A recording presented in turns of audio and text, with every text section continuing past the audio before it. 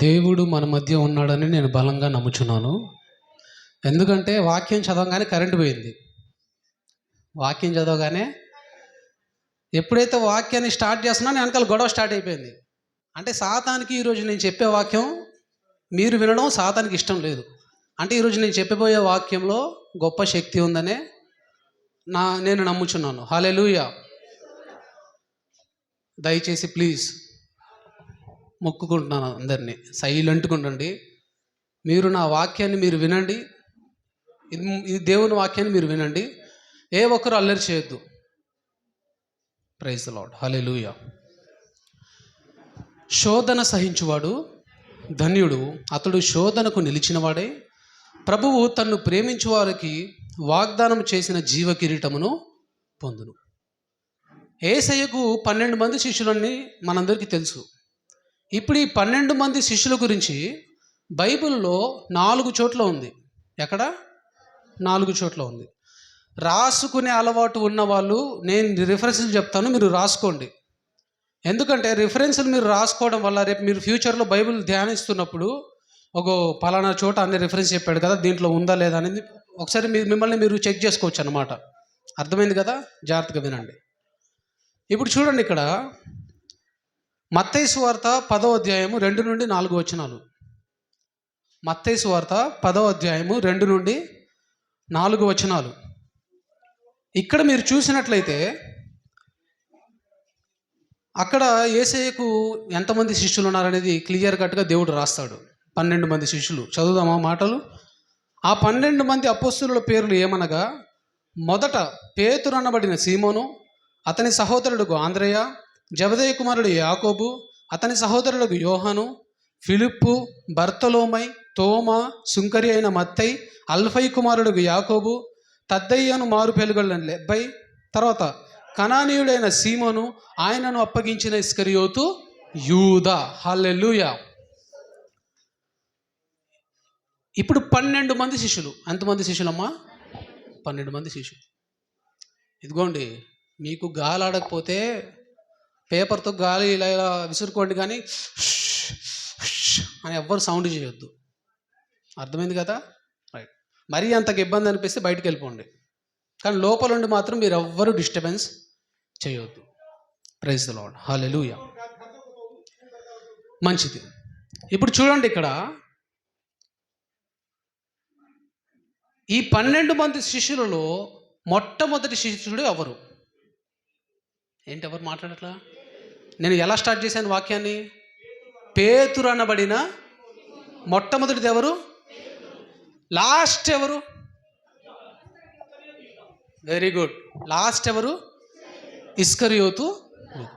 First ఏమో పేతురు, last ఏమో యూదా. వీళ్ళిద్దరి గురించి మనం ఈరోజు నేర్చుకుంటున్నాం. హల్లెలూయా. ఇంతకీ అంశం చెప్పలేదు కదా, అంశం చెప్తున్నాను, జాగ్రత్తగా వినండి.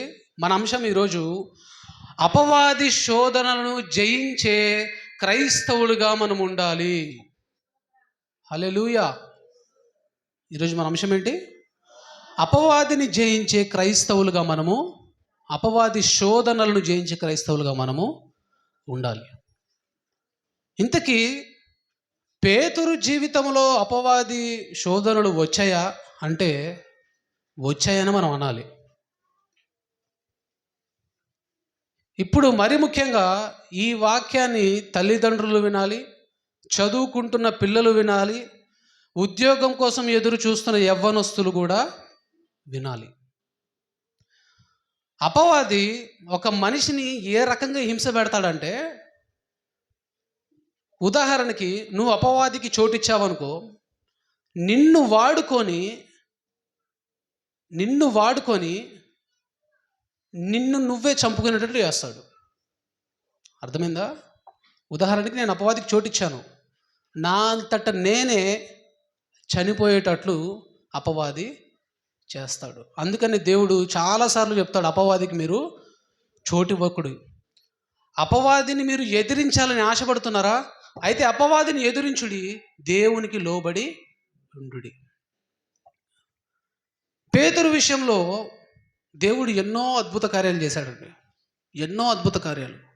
అసలుకి పేతురు ఫస్ట్ పేరు పేతురు కాదు, ఫస్ట్ పేరు పేతురు కాదు, పేతురు ఫస్ట్ పేరు సీమోను. పేతురు ఫస్ట్ పేరు ఏంటి? ఉదాహరణకి మన ఆత్మీయ దైవజనంలో హానోక్ పాస్టర్ గారు ఉన్నారు. హానోక్ గారి ఫస్ట్ పేరు హానోక? హానోక్ కాదు, లక్ష్మోజీ. అవునా? తర్వాత దేవుడు లక్ష్మోజిగా ఉన్న లక్ష్మోజిని అతన్ని చూసి అతన్ని ఎన్నుకొని అతనికి హానోకు అనే పేరును, అంతే కదా. ఇప్పుడు సీమోనుకు కూడా పేతురు అనే పేరు ఎవరు పెట్టారంటే అది యేసుక్రీస్తు ప్రభువారు పెట్టిన పేరు. హల్లెలూయా. మీలో ఎంతమంది బాప్తిసం తీసుకున్న తర్వాత పేర్లు ఎవరెవరికైతే ఉన్నాయో ఒకసారి మీ చేయి చూపించండి. మంచిది. అయితే ఈరోజు ఈ వాక్యం మీకోసమే. జాగ్రత్తగా వినండి, చూడండి ఒకసారి. పేతురు మత్తయి 16వ అధ్యాయము 15 నుండి 18 వచనాలు మీరు ఒకసారి ధ్యానించినట్లయితే అక్కడ 16వ వచనంలో దేవుడు చెప్తాడు, అందుకు సీమోను, పేతురు, నీవు సజీవుడవగు దేవుని కుమారుడు అయిన క్రీస్తు అని చెప్పాను. ఈ మాట పేతురు చెప్పాడంట. ఈ మాట ఎవరు చెప్పారు? పేతురు చెప్పాడు. ఏమని చెప్పాడంటే, ఇంతకీ మనుష్య కుమారుడు ఎవరు ఎవరు ఎవరు ఎవరు అని యేసుక్రీస్తు ప్రభు ఒక క్వశ్చన్ అడిగితే కొంతమంది ఏమో మోషే అన్నారు, కొంతమంది ఏమో ఏలియా అన్నారు, కొంతమంది ఏమో రకరకాల భక్తుల పేర్లు చెప్తుంటే ఈ సీమోను అన్నాడు, అది ఎవరో కాదు, అది నువ్వే. అది ఎవరు? అది నువ్వే అని అన్నప్పుడు యేసుక్రీస్తు ప్రభు అంటాడు, చూడండి 17వ వచనంలో, అందుకు యేసు, సీమోను, చదవండి అన్నమాట, సీమోను, పేతురు, తర్వాత అందుకు యేసు, సీమోను బర్జియోనా, నీవు ధన్యుడవు, పరలోకమందున నా తండ్రి ఈ సంగతి నీకు బయలుపరిచినే గాని నరులు నీకు బయలుపరచలేదు. హల్లెలూయా. తర్వాత చూడండి 18వ వచనంలో, మరియు నీవు పేతురువు. ఏమన్నాడు దేవుడు? పేతురువు. కేఫా. పేతురు అంటే ఏంటి? కేఫా అంటే అర్థం ఏంటంటే బండ, రాయి. కేఫా అంటే అర్థం ఏంటి? రాయి. దేవుడు పేతురుని ఎంతగానో ప్రేమించాడండి. నేను అనుకుంటాను ఒక్కోసారి అసలు ఎక్కువగా చదివినప్పుడు పేతురుతోనే దేవుడు ఎక్కువ గడిపాడు కదా, మరి యోహానుని ఎందుకు మరియమ్మకి ఇచ్చాడు అని అనుకునేవాడిని. కానీ అప్పుడు అర్థమైంది, దేవుడు యోహానుని మరియమ్మకు అప్పగించడంలో న్యాయం ఉందని. ఎందుకంటే పేతురు సాతాను శోధనలకు ఒక చోట పడిపోతాడు. హల్లెలూయా. సాతాను శోధనలు జయించే క్రైస్తవులుగా మనం ఉండాలని ఈరోజు మనం నేర్చుకుంటున్నాం కదా. ముందుగా పేతురు జీవితంలో దేవుడు చేసిన మేలులను మనం ఒకసారి జ్ఞాపకం ఉంచుకున్నట్లయితే మీ అందరికీ ఒక మేలు మాత్రం చాలా బాగా గుర్తుంటుంది. ఏంటి ఆ మేలు? పేతురు నీళ్ళ మీద నడిచాడు. అవునా? ఒకసారి ఆ రిఫరెన్స్ చూడండి. జస్ట్ మీరు రిఫరెన్స్ రాసుకోండి, అదంతా చదువుకుంటూ పోతే మనకు టైం సరిపోదు. పేతురు జీవితంలో దేవుడు చేసిన మేలులు ఏంటంటే నీటిపైన నడిచిన పేతురు. మొట్టమొదటిది ఏంటి? నీటిపైన నడిచిన పేతురు. ఒకరోజు శిష్యులందరూ పడవలో వెళ్తుంటే సముద్రంలో భయంకరమైన అలలు వచ్చాయంట. భయంకరమైన అలలు వచ్చాయి, భయంకరమైన గాలులు వస్తున్నాయి. దూరం నుంచి యేసు ప్రభు నడుచుకుంటూ నీళ్ళ మీద వస్తుంటే శిష్యులందరూ భయపడి భూతం భూతం అనుకొని భయపడుతుంటే యేసుక్రీస్తు ప్రభు వారు వచ్చి, మీరు భయపడొద్దు, మీరేం చేయొద్దు, మీరు భయపడొద్దు అని అన్నప్పుడు పేతురు అంటాడు, అయ్యా నీవే యేసు అయితే నేను నీళ్ళ మీద నడవడానికి నాకు అధికారం ఇవ్వనంటే యేసు ప్రభు అంటాడు పేతుర్ని, వచ్చేయి. ఏమన్నాడు? నీళ్ళ మీద వచ్చేయమన్నాడు. పేతురు యేసు వైపు చూస్తూ నీటి మీద అడుగు వేశాడు. ఎప్పుడైతే యేసు వైపు నుండి ఆ గాలి వైపు చూశాడో నీటి లోపల మునిగిపోయాడు. ఈరోజు నేను మిమ్మల్ని ఒక ప్రశ్న అడుగుతున్నాను. ఈ లోకమనే సంద్రంలో ఒక క్రైస్తవుడిగా, ఒక పేతురుగా ఈ లోకమనే నీటి మీద మనం నడుస్తున్నప్పుడు లోకంలో మునిగిపోవట్లేదా? ఒకసారి ఆలోచించండి. లోకంలో మునిగిపోయిన వాడికి పరలోక రాజ్యం ఉందా? లేదు. అర్థమైంది కదా. లోకంలో మునిగిపోతున్న పేతురును, ఆ సంద్రంలో మునిగిపోతున్న పేతురును దేవుడు యేసుక్రీస్తు ప్రభువు చెయ్యి పట్టి పైకి లేపాడు. హల్లెలూయా. పేతురును కాపాడాడు. చావు బ్రతుకులు ఉన్న పేతురును కాపాడాడు. ఇది మొట్టమొదటి సూచక క్రియ. తర్వాత రెండవది చూడండి, మత్తయి సువార్త 17వ అధ్యాయం 24 నుండి 27వ వచనాలు ఒకసారి మనం ధ్యానించినట్లయితే అక్కడ సందర్భం ఏంటంటే, యేసుక్రీస్తు ప్రభువు వారు కపెర్నహూము అనే ఒక ఊరిలో ఉంటాడంట. ఏ ఊర్లో? కపెర్నహూము అనే ఒక ఊరిలో ఉన్నప్పుడు ఈ ట్యాక్స్ కలెక్టర్లు అందరూ యేసు ప్రభు దగ్గరకు వస్తారు. ఎవరి దగ్గరికి? పన్ను వసూలు చేసేవాళ్ళు. యేసయ్య దగ్గరకు వచ్చినప్పుడు అక్కడ ఏమైందంటే, జాగ్రత్తగా వినండి, పన్ను వసూలు చేసేవాళ్ళు యేసయ్య దగ్గరకు వచ్చినప్పుడు వాళ్ళు అడుగుతారు యేసయ్యని, పేతురుని అడుగుతాడు, మీ బోధకుడు ఉన్నాడు కదా, ఆయన మాకు పన్ను వసూలు చేయడా? ఇప్పుడంటే మనం అందరం డబ్బులు కడుతున్నాం, అప్పట్లో డబ్బులు కట్టేవాళ్ళు కాదు. వాళ్ళు ఏం కట్టేవాళ్ళు అంటే, అక్కడ చూడండి, ఆ వచనం చూడండి, అరశకేలు. ఏం కట్టేవాళ్ళు వాళ్ళు? అరశకేలు కట్టేవాళ్ళు. అప్పుడు యేసు ప్రభు అంటాడు పేతురుతో, పేతురు పేతురు చూడండి ఒకసారి ఆ మాట చదువుదాం. 17వ అధ్యాయము 25వ వచనం. అతడు ఇంటిలోనికి వచ్చి మాట్లాడక మునిపే యేసు ఆ సంగతి ఎత్తి, సీమోనా, నీకేమి తోచుచున్నది? భూరాజులు సుంకమును పన్నును ఎవరి యొద్ద వసూలు చేయుదురు? కుమారుల యొద్దనా అన్యుల యొద్దనా అని అడిగాను. అతడు అన్యుల యొద్దనే అని చెప్పగా, యేసు అలాగైతే కుమారులు స్వతంత్రులే, అయినను మనము వారికి అభ్యంతరము కలుగు చేయకుండానట్లు నీవు సముద్రమునకు పోయి గాలము వేసి మొదట పైకి వచ్చు చేపను పట్టుకొని దాని నోరు తెరచి ఎడల 1 షేకెలు దొరుకును, దానిని తీసుకొచ్చి నా కొరకు నీ కొరకును వారికి ఇమ్మని అతనితో చెప్పాను. ఇప్పుడు రెండో సూచక క్రియనా కాదా? యేసు ప్రభు చెప్పాడు, ఇదిగో నువ్వు సముద్రం దగ్గరికి వెళ్ళు, అక్కడికి వెళ్ళి ఒక చేపను పట్టుకో, ఫస్ట్ నీకు ఏ చేప అయితే దొరికిద్దో ఆ చేప నోటిలో 1/2 షెకెలు ఉంటుంది, ఆ షెకెలుని తీసుకొని వచ్చి నా కోసము నీ కోసము నువ్వు ఏం కట్టు? పన్ను కట్టు, ట్యాక్స్ కట్టేసా నువ్వు అని యేసుక్రీస్తు ప్రభువు పేతురుకు సహాయం చేశాడు. ఇది యేసు ప్రభువుకు పేతురుకు మధ్య జరిగిన సన్నివేశం. మొట్టమొదటిదేమో నీటిపైన నడిచిన పేతురు, రెండవదేమో యేసయ్య సహాయంతో పన్ను కట్టిన పేతురు. ఓకేనా? ఇప్పుడు జాగ్రత్తగా వినండి, మనలో చాలామంది అప్పుల బాధలో ఉన్నారు, అవునా కదా? అప్పుల సమస్యలో ఉన్నాము. మీరు ఏనాడైనా ఒక్కసారైనా దేవుని సహాయం అడిగారా? చెప్పండి. పేతురు తన దగ్గర కట్టడానికి ట్యాక్స్ లేకపోతే యేసయ్య దగ్గరకు అడగడానికి వచ్చినప్పుడు యేసుక్రీస్తు ప్రభువు చేప ద్వారా పేతురుకి సహాయం దయచేశాడు, అవునా కదా? పేతురుకు చేప ద్వారా సహాయం చేసిన దేవుడు ఈ రోజులో అప్పుల్లో కూరుకుపోయిన మనలను అప్పుల నుంచి విడిపించడానికి సహాయం చేయడా? చెప్పండి. సహాయం చేసే దేవుడు. హల్లెలూయా.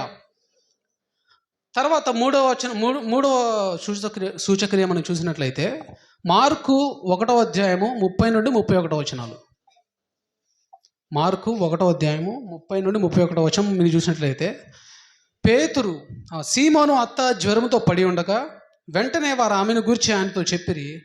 ఆయన ఆమె దగ్గరకు వచ్చి చెయ్యి పట్టి ఆమెను లేవనెత్తెను, అంతటా జ్వరము ఆమెను వదలెను, గనుక ఆమె వారికి ఉపచారము చెయ్యసాగాను. హల్లెలూయా. మొట్టమొదటిదేమో నీటిపైన నడిచిన పేతురు, రెండవదేమో యేసుక్రీస్తు సహాయంతో ట్యాక్స్ కట్టిన పేతురు, మూడవది వచ్చేసి యేసుక్రీస్తు సహాయంతో తన అత్తను బ్రతికించుకున్న పేతురు అత్త అనారోగ్యంతో ఉన్నప్పుడు యేసయ్యని పిలిపించుకెళ్ళాడంట. పిలిపించుకెళ్ళి యేసుక్రీస్తుతో ప్రార్థన చేయించాడంట. చూడండి, ఒక వ్యక్తి దేవుని నమ్ముకుంటే అతను మాత్రమే కాదు, అతని కుటుంబము కూడా రక్షింపబడుతుందని మనం పేతురుని చూసి మనము నేర్చుకోవాలి. హల్లెలూయా. ఇంకోటి, పేతురు తన అత్తను ప్రేమించాడు. మరి ఈ సమయంలో ఇక్కడ పెళ్ళైన వాళ్ళు ఎంతమంది మీ అత్తయ్యలను మీరు ప్రేమిస్తున్నారు? మీ అత్తయ్యల ఆరోగ్యం గురించి మీలో ఎంతమంది ఆలోచన చేస్తున్నారు? ఆలోచన చేసే వ్యక్తిగా మీరు ఉండాలని దేవుడు ఈరోజు కోరుకుంటున్నాడు. హల్లెలూయా. ఇది 3. ఇప్పుడు 4వది వచ్చేసి యేసుక్రీస్తు ప్రభు సహాయంతో చేపలు పట్టిన పేతురు. లూకా 5వ అధ్యాయం 4 నుండి 7 వచనాలు రాసుకోండి. ఇప్పుడు అదంతా ఓపెన్ చేసి చదవాలంటే మనకి సరిపోదు. ఒకరోజు పేతురు వల వేసి చేపలు పడుతుంటే చేపలు పట్టట్లా, చేపలు రావట్లేదు. యేసుక్రీస్తు ప్రభు వచ్చి, ఇదిగో నువ్వు ఇటు సైడ్ వేసి వలలాగు, చేపలు పడతాయి అన్నప్పుడు పేతురు యేసు ప్రభువు మాట విని యేసు ప్రభు చెప్పినట్టుగా వల వేశాడు. చేపలు ధారాళంగా విస్తారంగా, ఎంత విస్తారంగా అంటే పేతురు వాళ్ళ ఓడ మొత్తం చేపలతో నిండిపోయింది. వాళ్ళకి ప్లేస్ లేదు. వెంటనే ఇంకొక ఓడని పిలుస్తున్నారంట వాళ్ళు. అన్ని చేపలు పేతురుకు వచ్చాయి.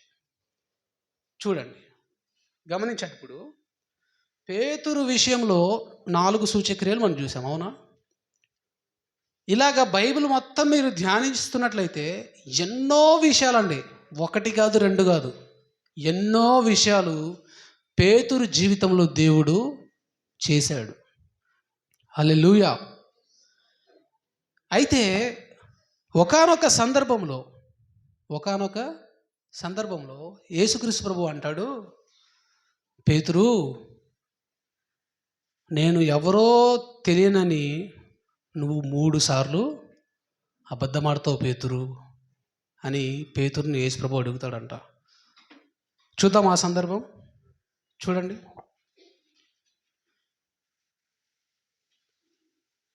మత్తయి 26:34. యేసు అతనిని చూసి, ఈ రాత్రి కోడి కోయక మునిపే నీవు నన్ను ఎరుగనని ముమ్మారు చెప్పెదవని నీతో నిశ్చయముగా చెప్పుచున్నాను నేను.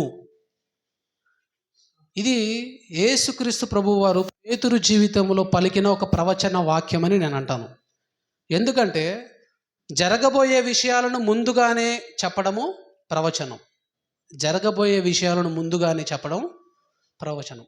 ఇప్పుడు పేతురు విషయంలో చెప్పాడు దేవుడు ఏమని, పేతురు, కోడి కుయ్యక ముందే నువ్వు నేనెవరో తెలియనని 3 సార్లు అబద్ధం ఆడతావు పేతురు అని అన్నప్పుడు, దాని తర్వాత వచనం చదవండి. పేతురు చూచి, నేను నీతో చావవలసి వచ్చినను నిన్ను ఎరగనని చెప్పను. చూడండి, పేతురు అన్నాడు, లేదు అబ్బో నువ్వు భలే అన్నావులే, ఒకవేళ నేను చావవలసి వచ్చినా కూడా నేను ఆ పని నేను చేయను అని అన్నాడు పేతురు. ఒక ప్రవచన వాక్యం దేవుడు పేతురు విషయంలో చెప్పినప్పుడు పేతురు జాగ్రత్త పడాలా, జాగ్రత్త పడకూడదా? చెప్పండి. జాగ్రత్త పడాలి. అయితే పేతురు యేసయ్య మాటను నెరవేర్చాడు, జాగ్రత్త పడలేదు. పేతురు 3 సార్లు అబద్ధం ఆడాడు. చూడండి, మత్తయి సువార్త 26వ అధ్యాయం 69 నుండి 75 వచనాలు. పేతురు వెలుపటి ముంగిట కూర్చుండి ఉండగా ఒక చిన్నది అతని యొద్దకు వచ్చి, నీవును గలిలయుడగు యేసుతో కూడా ఉంటివి కదా అనెను. పేతురు 26వ అధ్యాయం 70వ వచనం. అందుకు అతడు, నేనుండలేదు. మొట్టమొదటి అబద్ధం. అవునా? అబద్ధం చెప్పేశాడు పేతురు. ఏం చెప్పాడు? అబద్ధం చెప్పాడు. నేను ఎరగను. తర్వాత అతడు నడువలోనికి వెళ్ళిన తర్వాత మరి ఒక చిన్నది అతనిని చూచి, వీడును నజరేయుడగు యేసుతో కూడా ఉండనని అక్కడి వారితో చెప్పగా అతడు ఒట్టు పెట్టుకొని, ఏం పెట్టుకున్నాడు? ఇందాకేమన్నాడు పేతురు? ఒకవేళ నేను చనిపోయే పొజిషన్లో ఉన్నా సరే నేను మాత్రం ఆ పని చేయలేను అన్నాడు. ఇప్పుడు చూడు ఏం చేస్తున్నాడు పేతురు? ఒట్టు పెట్టుకున్నాడు, నాకు తెలియదు. 2వ అబద్ధం ఆడాడు. 3వసారి చూడండి, కొంతసేపు అయిన తర్వాత అక్కడ నిలిచిన వారు పేతురు వద్దకు వచ్చి, నిజమే, నీవును వారిలో ఒక్కడివే, నీ పలుకు నిన్ను గురించి సాక్ష్యం ఇచ్చుచున్నదని అతనితో చెప్పారు. అందుకు అతడు, ఆ మనుషుని నేను ఎరుగను. 3 సార్లు అబద్ధం చెప్పాడు. ఇప్పుడు 3 సార్లు ఎప్పుడైతే అబద్ధం చెప్పాడో కోడి కూసిందండి. కోడి కూయగానే దూరమున యేసుక్రీస్తు ప్రభు పేతురుని చూస్తున్నాడు జాలి హృదయంతో. పేతురు, నేను నీ జీవితంలో ఎన్నో మేలులు చేశాను కదా పేతురు. నువ్వు ట్యాక్స్ కట్టలేకపోతే నేను చేప నోటి నుండి ఆ షెకేలుని తీసి మన ఇద్దరికి నేను ట్యాక్స్ కట్టించాను. ఆ విషయం మర్చిపోయావా పేతురు? నువ్వు సముద్రంలో మునిగిపోతుంటే నిన్ను సముద్రం నుంచి బయటికి లేపాను. ఆ విషయం మర్చిపోయావా? నీ అత్తయ్యకు ఆరోగ్యం బాగోలేకపోతే నేను నీ అత్తయ్యకు మంచి ఆరోగ్యం ఇచ్చాను. ఆ విషయం మర్చిపోయావా? నువ్వు చేసే వ్యాపారంలో సంపాదన లేనప్పుడు నేను నీకు తోడుగా ఉండి నీకు ఇంకా ఎక్కువ చేపలు నేను అనుగ్రహించాను. ఆ విషయాలన్నీ మర్చిపోయావా? పేతురు, నువ్వు సీమోను కాదు, నువ్వు పేతురువు, నువ్వు బండవి, నీ బండ మీద నేను నా సంఘాన్ని కడతానన్నాను.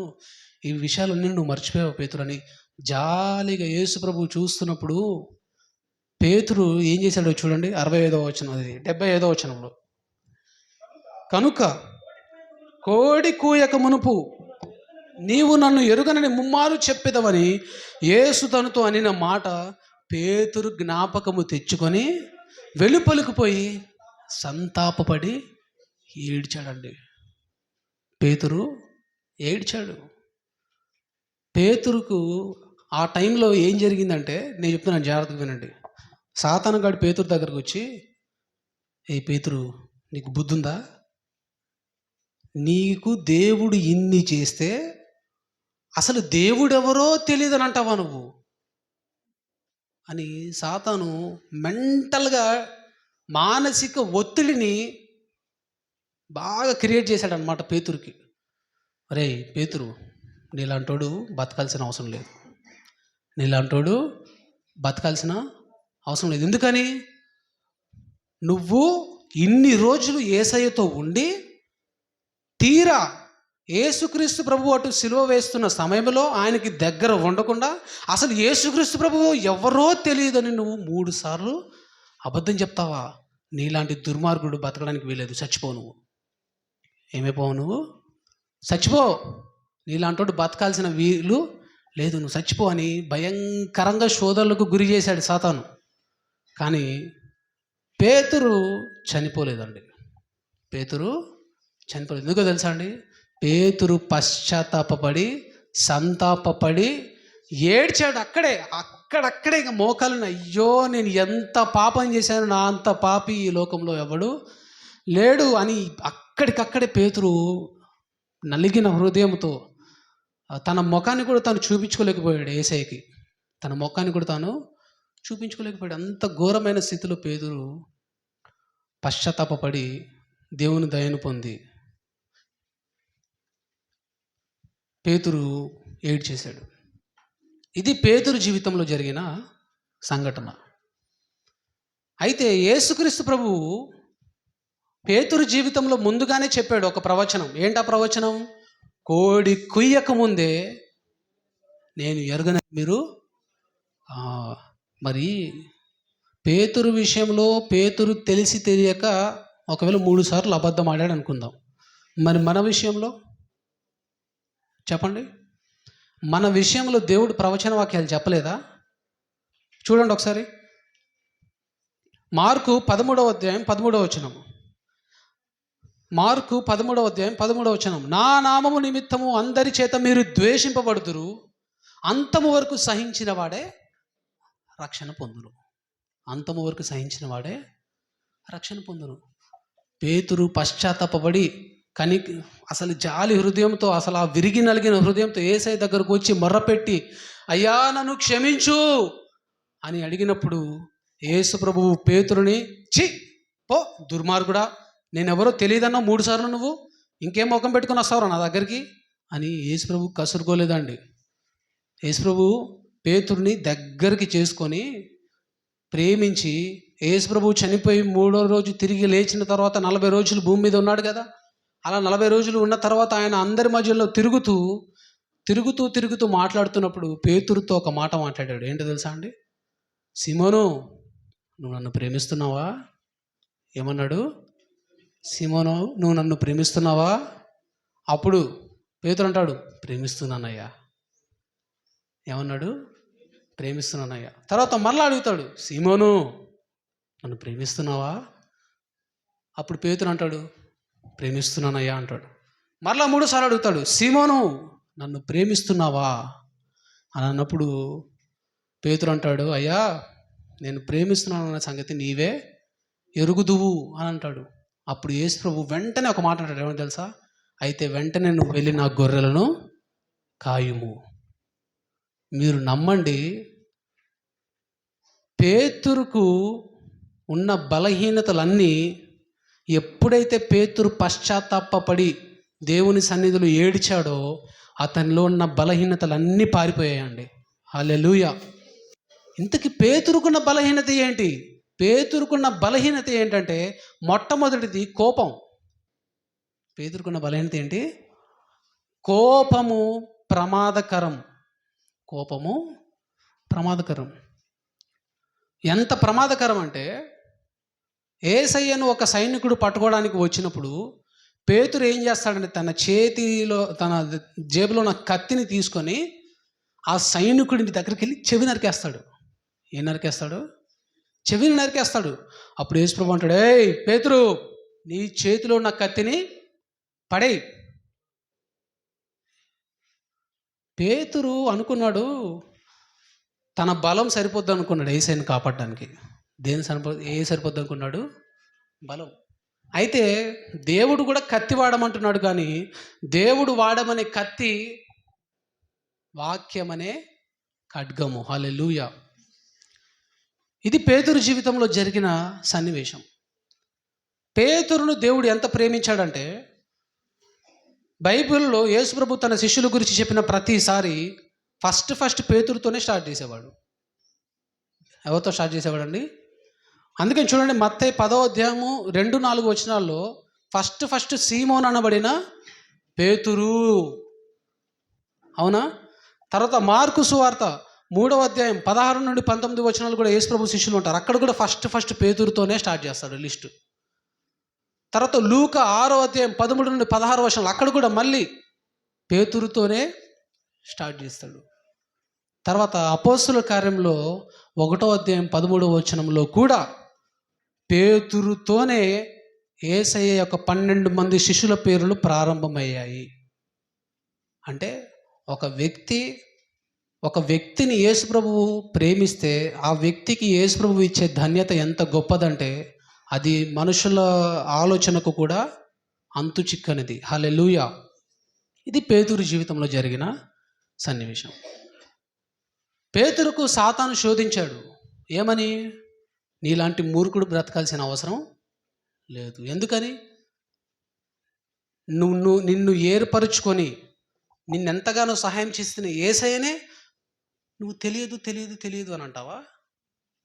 ఇంకోటి చూడండి, మళ్ళీ పేతురు ఆ 3 సార్లు అబద్ధం ఆడాడు కదా. 3 సార్లు అబద్ధం ఆడినప్పుడు పేతురు భయపడ్డాడు. పేతురు ఏం చేశాడండి? ఆ భయాన్ని పుట్టించింది ఎవరు? సాతానే. ఆ భయాన్ని పుట్టించింది ఎవరు? సాతానే. సాతానే నీకు భయము పుట్టించి సాతానే నిన్ను చనిపోమంటున్నాడంటే చూసుకోండి ఇక సాతానుతో మనం ఎంత జాగ్రత్తగా ఉండాలో. హల్లెలూయా. ఇప్పుడు సేమ్ ఇదే విధంగా ఇస్కరియోతు యూదా జీవితంలో కూడా జరిగింది. పేతురు గురించి మనం నేర్చుకున్నాం.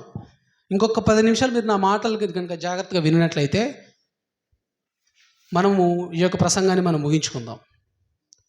ఇస్కరియోతు యూదా 12 మంది శిష్యులలో లాస్ట్ పేరు ఎవరిది? యూదా పేరుంది, అవునా?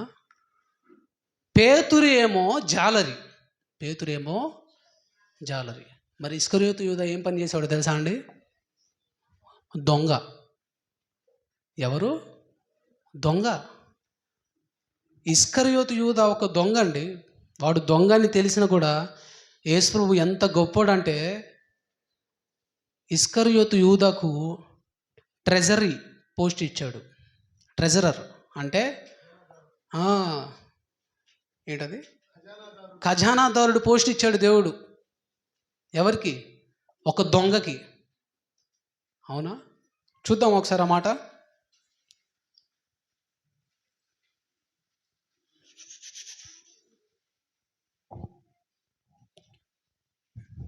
యోహాను 12వ అధ్యాయము 4-6 వచనాలు.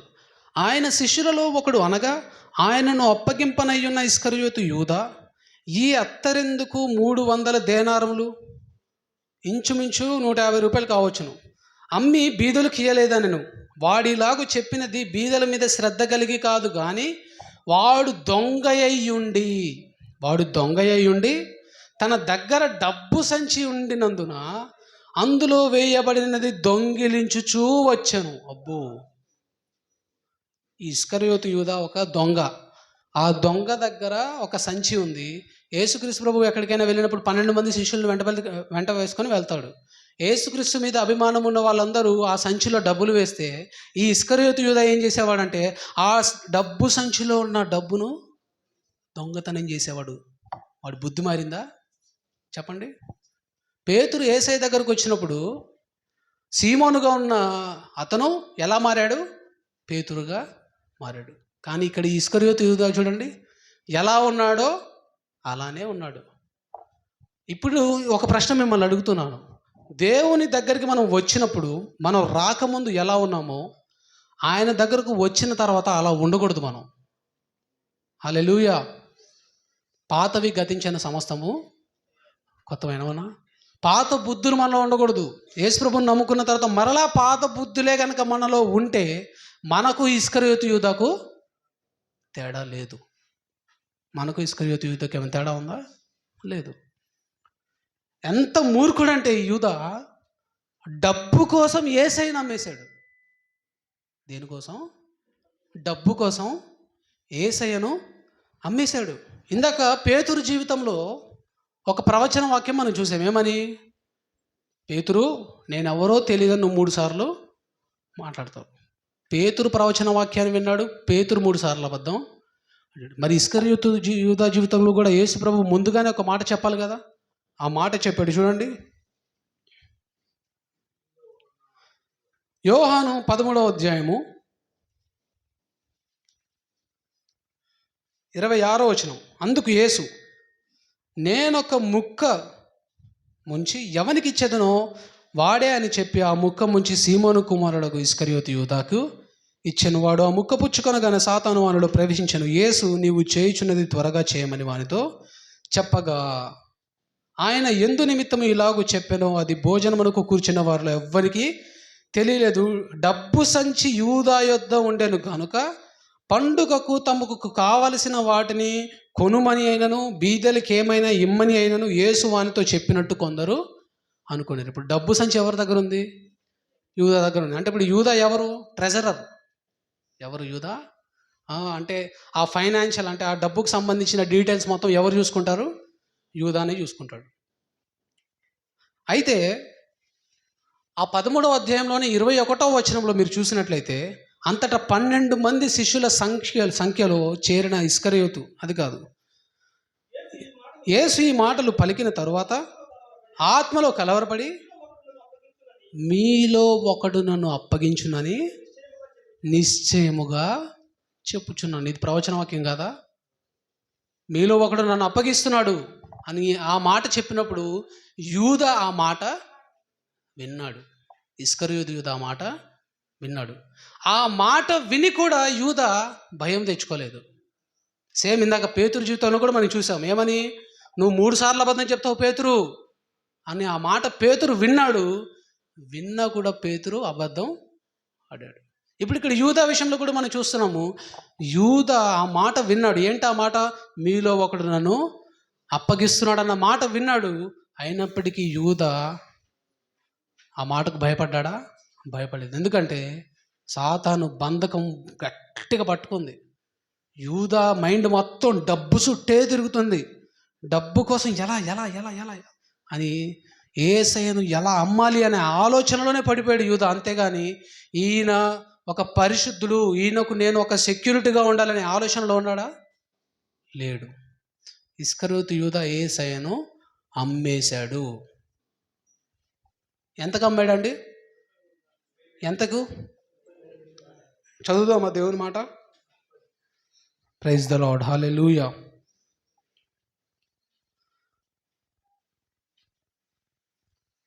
మత్తయి సువార్త 26వ అధ్యాయము 14 నుండి 16 వచనంలో ఉంటుంది ఆ సందర్భం. అప్పుడు 12 మందిలో ఒకడు ఇస్కరియోతు యూదా ప్రధాన యాజకుల యొద్దకు వెళ్ళి, నేను ఆయనను మీకు అప్పగించిన యెడల నాకు ఏమి ఇస్తారు?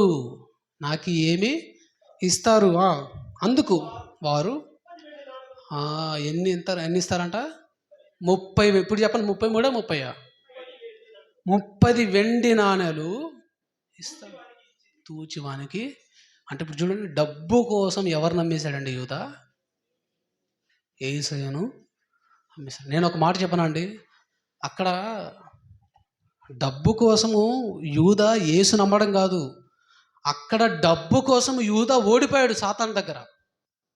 సాతాను దగ్గర ఓడిపోయాడండి. పేతురు తన ప్రాణమును కాపాడుకోవడం కోసం 3 సార్లు అబద్ధమాడి 3 సార్లు సాతాను దగ్గర ఓడిపోయాడు. ఇక్కడేమో ఇస్కరియోతు యూదా యేసయ్యను అమ్మడం కోసం డబ్బు విషయంలో ఓడిపోయాడు. ఇప్పుడు చూడండి దాని తర్వాత ఏమైందో. మానసిక ఒత్తిడి, డిప్రెషన్. పేతురు జీవితంలో చూసాము మనము. పేతురును సాతానుగాడు శోధించాడా? శోధించాడు. ఇప్పుడు యూదాను చూడండి. యూదాను మామూలుగా శోధించలేదండి. రే ఫస్ట్ యూదా దగ్గరకు సాతాను వచ్చి, రే యూదా, ఇప్పుడు నీ దగ్గర ఉన్న డబ్బులు నీకు సరిపోలేదురా, నువ్వేం చేస్తావంటే యేసయ్యను అమ్మి 30 వెండి నాణాలు నువ్వు తీసుకో.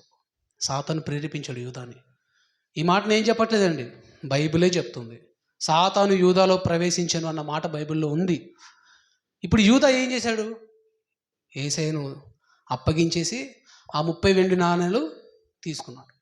తీసుకున్న తర్వాత యేసయ్యకు జరుగుతున్న అవమానమును చూసి తట్టుకోలేకపోయాడు యూదా.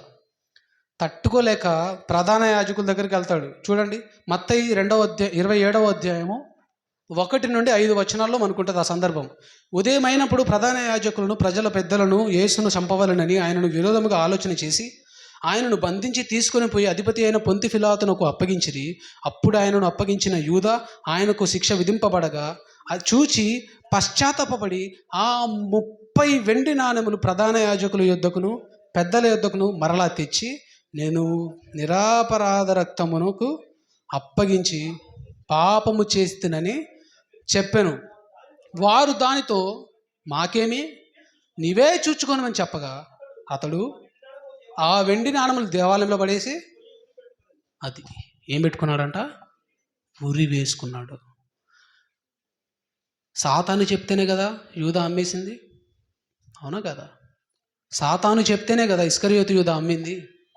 ఇప్పుడు ఇదే సాతాను యూదాని ఏమని టార్చర్ పెట్టాడు తెలుసా అండి? రే ఇస్కరియోతు యూదా, నీకు అసలు ఏమాత్రం బుద్ధి జ్ఞానం ఉందా? యేసయ్యను నువ్వు అమ్మేస్తావా? యేసయ్యను నువ్వు అమ్మేస్తావా? నువ్వు ఇంత దొంగ బుద్ధుడివైనా సరే నిన్ను యేసుక్రీస్తు ప్రభు తన శిష్యుల లిస్టులో చేర్చుకొని నీకు అపోస్తులుడు అనే పేరు పెట్టి నీకు ఆ సంచి, ఆ ధన సంచిని నీకు ఇస్తే నువ్వు యేసుక్రీస్తు ప్రభువును అమ్మేస్తావా? నీలాంటి మూర్ఖుడు బ్రతకాల్సిన అవసరం లేదు. చచ్చిపో, నువ్వేమిపో, చచ్చిపో. ఇప్పుడు చెప్పండి, పశ్చాత్తాపపడి యేసయ్య సన్నిధిలో ఏడవడం మంచిదా, లేదా మానసిక ఒత్తిడిని తట్టుకోలేక ఉరి వేసుకొని చచ్చిపోవడం మంచిదా? ఏంటి ఎవరు మాట్లాడట్రా? ఉరియా? పశ్చాత్తాప హృదయంతో యేసయ్య సన్నిధికి వచ్చి అక్కడ ఏం చేయాలా? ప్రార్థన చేయాలి. హల్లెలూయా. ఈరోజు ఎంతోమంది యవ్వనస్తులు మాకు ఉద్యోగం రావట్లేదు, ఇంకా మా వల్ల కాదు, మా బతికింత, మా లైఫ్ వేస్ట్ అయిపోయింది, మా లైఫ్ స్పాయిల్ అయిపోయింది అని చనిపోతున్నారు. సూసైడ్. అవునా? అంతెందుకండి, పోయినసారి తెలంగాణలో ఇంటర్ పరీక్షలు రిజల్ట్స్ వచ్చినప్పుడు 12 మంది విద్యార్థులు ఊరేసుకొని చచ్చిపోయారు. ఎంతమంది? 12 మంది విద్యార్థులు ఊరేసుకొని చచ్చిపోయారు. ఇప్పుడు రేపు ఎల్లుండి 22వ తారీఖు 10th క్లాస్ రిజల్ట్స్ వస్తాయి. మీరు చూడండి, టీవీ ఆన్ చేసి చూడండి, ఎన్ని వార్తలు వస్తాయో బయటికి.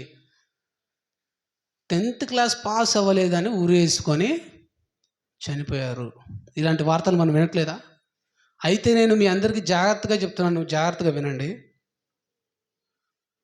నువ్వు 2వ తరగతిలోకి ఎంటర్ అయ్యావంటే 1st తరగతి పాస్ అయ్యావు. 3వ తరగతిలోకి ఎంటర్ అయ్యావంటే 2వ తరగతి పాస్ అయ్యావు. ఇలాగ నువ్వు 9వ తరగతి వరకు ఎంటర్ అయ్యావంటే నువ్వు అన్ని సబ్జెక్టుల్లో పాస్ అవుతూ వచ్చి 9వ తరగతి వరకు ఎంటర్ అయ్యావు. ఇప్పుడు దాని తర్వాత వచ్చేది ఏంటి? 10వ తరగతి అగ్ని పరీక్ష. ఫస్ట్ టైం నువ్వు పబ్లిక్ ఎగ్జామ్ రాస్తున్నావు. ఒకవేళ పొరపాటున నువ్వు ఫెయిల్ అయ్యావే అనుకో, ఇంక అయిపోయిందా నీ జీవితం? చెప్పండి.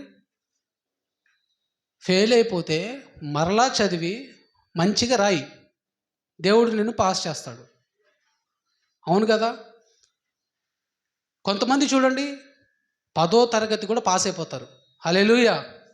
10వ తరగతి కూడా పాస్ అయిపోతారు. 10వ తరగతి పాస్ అయిన నువ్వు ఇంటర్ పాస్ అవ్వలేవా? పాస్ అవుతావు. ప్రతి ఎగ్జామ్లో దేవుని సహాయం కోరుకుంటే తప్పకుండా దేవుడు నీకు తోడుగా ఉంటాడండి. హల్లెలూయా, హల్లెలూయా. నా జీవితంలో దేవుడు చేసిన మేలు నేను మీతో పంచుకోవాలని ఆశపడుతున్నాను. 10th క్లాస్ ఎగ్జామ్స్ ఇంకా వారం రోజులు ఉన్నప్పుడు మామూలు ఒత్తిడికి గురికాలే. నేనైతే మెంటల్గా అసలు డిప్రెషన్, ఎంత డిప్రెషన్ అంటే నైట్ అంతా నిద్ర పట్టేది కాదు. అసలు ఫుల్ చిరాకు మైండ్ అంతా. ఎగ్జామ్స్ ఏమో వారంలో ఉన్నాయి, ఇప్పుడు నాకు చదువు రావట్లేదు, ఏం చేయాలి, సిలబస్ ఏమో కంప్లీట్ అవ్వలేదు అని బాధలో ఉన్నాను. ఇంకా వారం అంతా నేను ఒకటే అనుకున్నా, ఏదైతే అది అయింది, నేనైతే దేవుడి పనిని విడిచిపెట్టకూడదని చెప్పేసి ఆ వారం అంతా నేను ప్రార్థనలు చేస్తూ అటు గృహ కూడికలకు అటెండ్ అవుతూ ఇటు బుధవార ప్రార్థనలకు వస్తూ ఇలా చదువుతూ ఉండేవాడిని. 10th క్లాస్ రిజల్ట్స్ వచ్చేటప్పుడు మామూలు లబ్డబ్ కాదు, గుండె అంతా జారిపోతుంది. కాయంకరా, ఇప్పుడు ఏం చేయాలి, రిజల్ట్స్ వస్తున్నాయి. నేను హిందీలో వీక్ అండి, నేను హిందీ సబ్జెక్ట్లో వీక్. నేను అనుకున్నా, నేను రాసిన ఎగ్జామ్కి నేను హిందీ సబ్జెక్ట్ కంపల్సరీ నేను ఫెయిల్ అయిపోతా, హిందీ సబ్జెక్ట్ నేను ఫెయిల్ అయిపోతాను అని అనుకొని నేను ప్రేయర్ చేశా, దేవుడా కాపాడయ్యా. చూడండి, మరి ఎప్పుడు దేవుడు గుర్తుకురాడు? ఎగ్జామ్లప్పుడు, పరీక్షలప్పుడు, ఆ పరీక్షల రిజల్ట్స్ అప్పుడు దేవుడు బాగా గుర్తుకొస్తాడు. దేవుడా దేవుడా కాపాడు దేవుడా అని ప్రేయర్ చేసుకున్న రిజల్ట్స్ చూస్తే హిందీ సబ్జెక్ట్లో పాస్ అయినా ఫెయిల్ అయ్యాను. దేవుడు తోడున్నాడు. హల్లెలూయా. ఓయ్, ఎవరో ఫెయిల్ అన్నారు అమ్మా. అయితే హిందీ సబ్జెక్ట్లో నేను ఫెయిల్ అవుతాను అనుకున్నాను, కానీ నా దేవుడు బార్డర్ మార్క్ వేసి హిందీ సబ్జెక్ట్లో పాస్ అయ్యే కృపను దేవుడు నాకు అనుగ్రహించాడు. హల్లెలూయా. ఇంకో విచిత్రం ఏంటో తెలుసా అండి, ఆ సంవత్సరము ఆ గ్రామంలో ఎక్కువ మార్కులు ఎవరికైనా, మన బూదాళ గ్రామంలో ఎవరికైనా ఎక్కువ మార్కులు వచ్చాయా అంటే అది కేవలం నా ఒక్కడికే. హల్లెలూయా. దేవుడు నా జీవితంలో చేసిన మేలు ఎంత గొప్పదంటే, డిఎస్పి గారు వచ్చి ఆయన తన జేబులో నుంచి 2000 రూపాయలు తీసి ఇదిగో పట్టుకో అన్నాడు. మనం రాజకీయ నాయకులు పెద్ద ముదుర్లు కదా, వాళ్ళు ఏం చేస్తున్నారు, నాకు రాకుండా నాకు ఇచ్చేసి మేము ఇచ్చేస్తాం అంటే, వద్దు నేను డైరెక్ట్గా ఆయనకి ఇస్తాను అని చెప్పేసి డిఎస్పి గారు 2000 రూపాయలు చేతి నా జేబులో ఇలా వేసాడు. తర్వాత మన గ్రామం తరపున ఒక ప్రైజ్ వచ్చి, ఒక గిఫ్ట్, ఒక మెమెంటో, ఏది బెస్ట్ స్టూడెంట్ అవార్డ్ అనే ఒక ప్రైజ్ ఇచ్చి ఒక 1000 రూపాయలు వాళ్ళు ఇచ్చారు, ఈయన ఒక 2000, మొత్తం 3000. హల్లెలూయా. తండ్రి కుమార పరిశుద్ధాత్మ ముగ్గురు మనల్ని దీవించేశారు. హల్లెలూయా. ఇది నా జీవితంలోనే కాదండి, మా అక్క జీవితంలో కూడా ఇలానే జరిగింది. హల్లెలూయా. మా అక్క 10th క్లాస్ చదువుతున్నప్పుడేమో తనకి ప్రైజ్ ఇచ్చారు, నేను 10th క్లాస్ చదువుతున్నప్పుడేమో నాకు ప్రైజ్ ఇచ్చారు. ఇంకో విచిత్రం చెప్పనా అండి, మన ఆత్మీయ సహోదరుడైన మన రవీందర్ ఐడియా ఉన్నాడు కదా, బాణావతి రవీంద్ర అన్నయ్య, తన పెద్ద కూతురు నందిని తెలుసు కదా, తను మన సంఘంలో ఆత్మీయంగా ఎదుగుతున్న ఒక విద్యార్థి. తనకు దేవుడు మంచి మార్కులు అనుగ్రహించాడు, తను కూడా మన విలేజ్లో ఫస్ట్ వచ్చింది. అంటే దేవునిలో మనం నమ్మకంగా ఉండి చదువు కనుక మన చదువును కనుక మనం చదివితే దేవుడు తప్పకుండా మనకు సహాయం చేస్తాడు. హల్లెలూయా. ఇలా చెప్పుకుంటూ పోతే ఒక్క చదువు విషయంలోనే దేవుడు నా జీవితంలో ఎన్నో మేలులు, ఒకటి కాదు, 2 కాదు, అవన్నీ చెప్పుకుంటూ పోతే టైం సరిపోదు. అయితే నేను చెప్తున్నాను, మన జీవితంలో సాతాను మనకు ఏదైనా శోధనలో పడవేసినప్పుడు ఆ శోధనను పేతురులాగా మనం జయించాలి. హల్లెలూయా. ఎలా జయించాలి? పేతురులా జయించాలి. పేతురు మాట ఇచ్చాడు, ఏమన్నా తెలుసా? ఓకే ప్రభువా, నేను నీ గొర్రెలను నేను కాస్తాను అని పేతురు ఇచ్చాడండి మాట. పేతురు మామూలుగా బ్రతకలేదండి.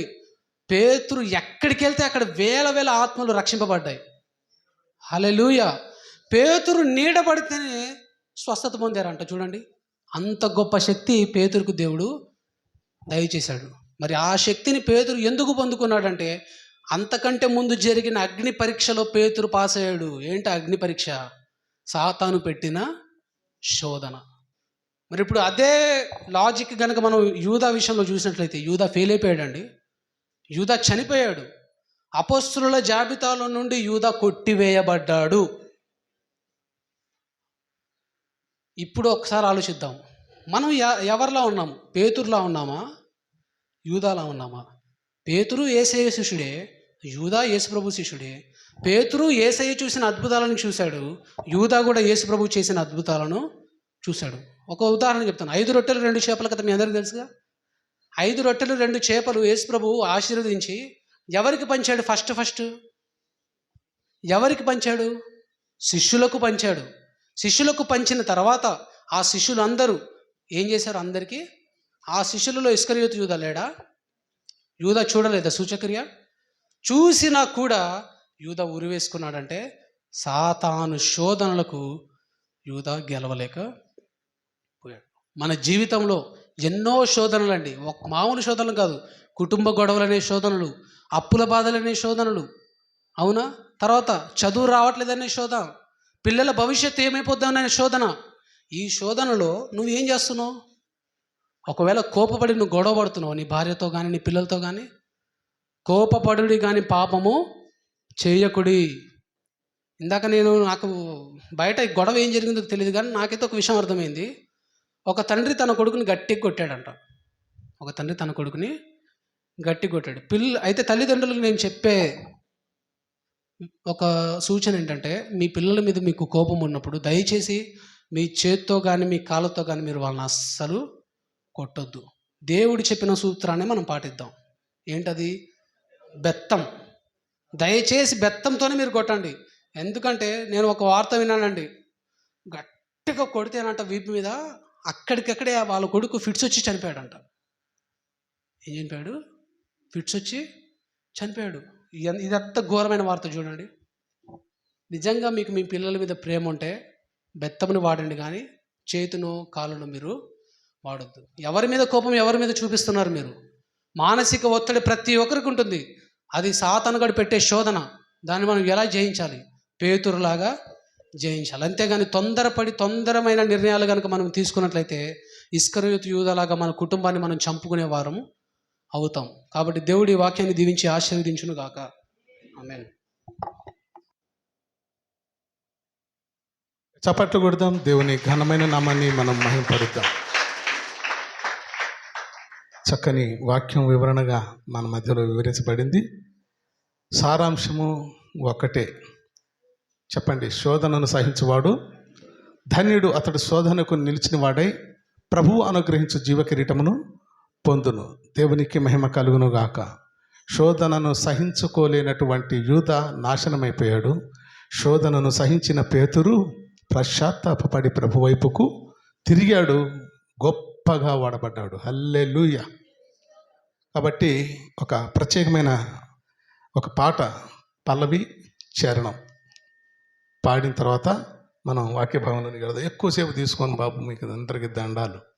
మీరు ఎందుకు ఎంత అలసిపోయారంటే తమ్మని దేకరవ్యో బీజుగో మా బన్నీ జగల మొత్తం జేగి ప్యాంట్స్ దాయి. దేవునికి స్తోత్రం. హల్లెలూయా. అయినా కూడా దేవుడు సంతోషిస్తున్నాడు మనల్ని చూచి. నా పిల్లలు వాక్యం విషయంలో ప్రయాసపడుతున్నారు. హల్లెలూయా. మహిమ మన తండ్రి అయిన దేవాతి దేవునికే చెల్లునోగాక.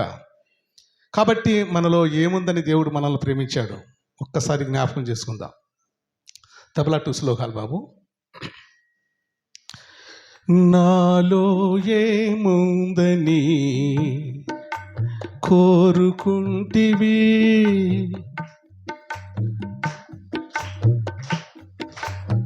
సౌండ్ కాదు,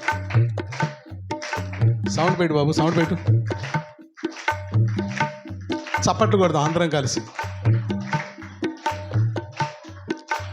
నాలో ఏముందని కోరుకుంటివి, నీ సేవకై పిలుచుకుంటివి.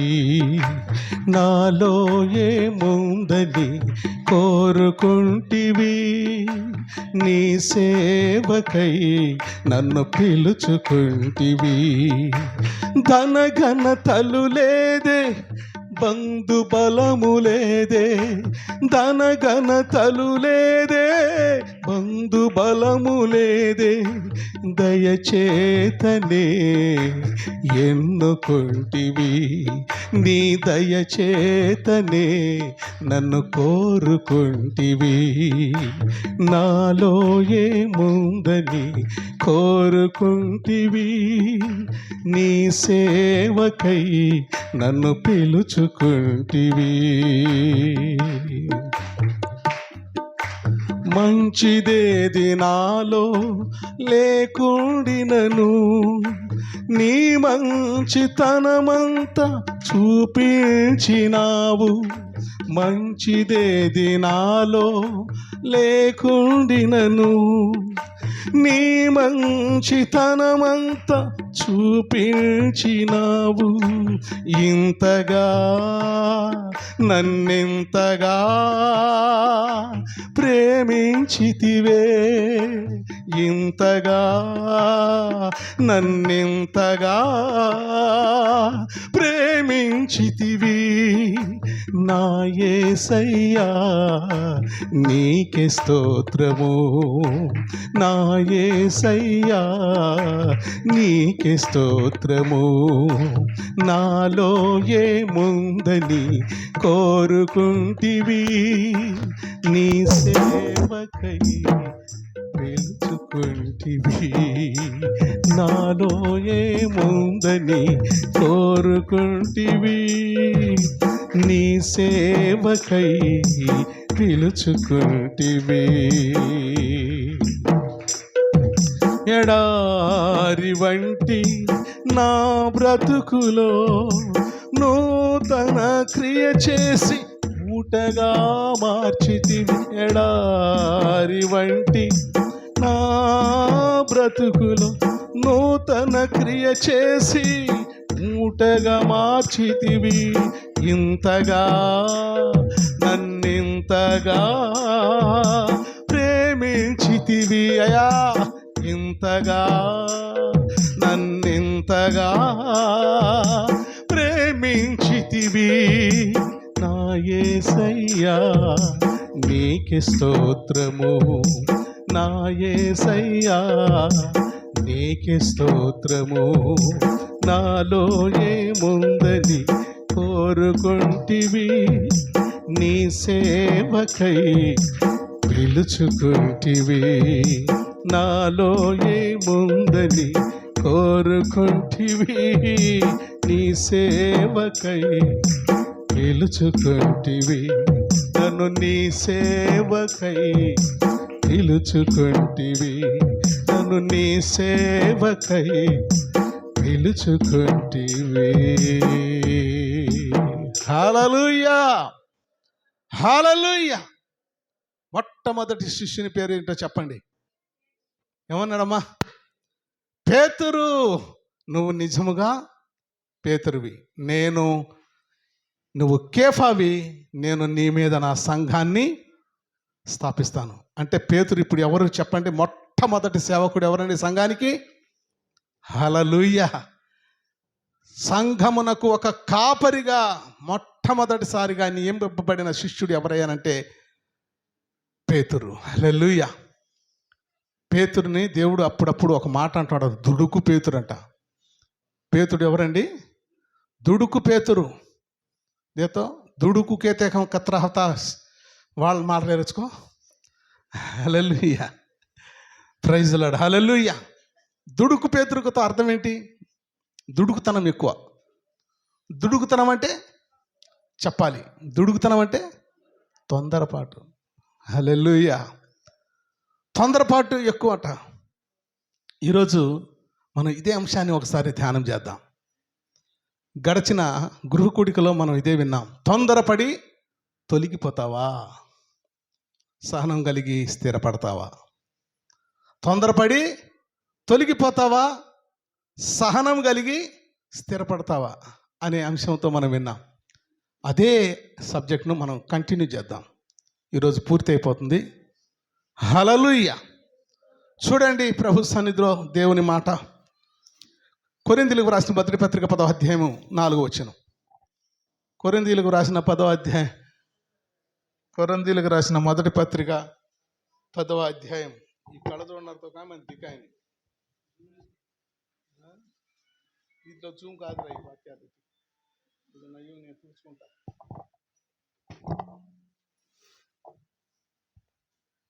హల్లెలూయా హల్లెలూయా. మరి దికాలేరు చూద్దాం, దికాలేరు తేడా అతని యొక్క రడ్రిస్తాం పని. హల్లెలూయా. దేవునికి మహిమ కలుగును గాక, దేవునికి మహిమ కలుగును గాక. ఈ కత్తెర కళ్ళ जोड़ कांग पानी ला जातो मन मस्का दिखाओ एमा कतरा kan lu ना ఈ కరెంట్ ఇయర్ జాన్సన్ అవడా కాంకి దాదు अपने మీలో అవకాశం ఉంటే ఒకసారి ఫోన్ చేయండి. నాకు అర్ధ గంట అని చెప్పాడు, గంట అయిపోతుంది. హల్లెలూయా. మొదటి కొరింథీయులకు రాసిన పత్రిక 10వ అధ్యాయం 4వ వచనంలో చూస్తే, అందరూ ఆత్మ సంబంధమైన ఒకే పానీయమును పానము చేసిరి. అందరూ కలిసి ఆత్మ సంబంధమైన వాక్యాన్ని విన్నామా లేదా? ఏమండి, వాక్యం అనే నీరుని మనం ఏం చేసాం? ఇప్పటిదాకా పానం చేశాం. ఆ రోజుల్లో కూడా దైవజనుడైనటువంటి మోషే కాలంలో దేవుడు మోషే నోట ఉంచినటువంటి ప్రతి మాట వలన అద్భుతాలు జరిగిపోతున్నాయి, ఆశ్చర్యమైన కార్యాలు జరిగిపోతున్నాయి. నీళ్లు లేవు బాబు అంటే నీళ్లు రప్పించే మాట. అయ్యో మాకు తినటానికి ఏది లేదా అంటే తినటానికి వచ్చే మాట. మాకు పూరీలు కావాలి, మాకు మాంసం కావాలి, మాకు చేపలు కావాలి. మోషే నోట నుండి వచ్చే ప్రతి మాట వలన అద్భుతాలు జరిగిపోయాయి. ప్రియమైనటువంటి దేవుని సంఘమా, ఆ రోజుల్లో అందరూ కలిసి ఒకే ఆత్మ సంబంధమైన పానం చేశారట, ఒకే పానీయమును. ఏలైనగా తమ్మును వెంబడించిన ఆత్మ సంబంధమైన బండలోనిది వాళ్ళు త్రాగిరి. హల్లెలూయా.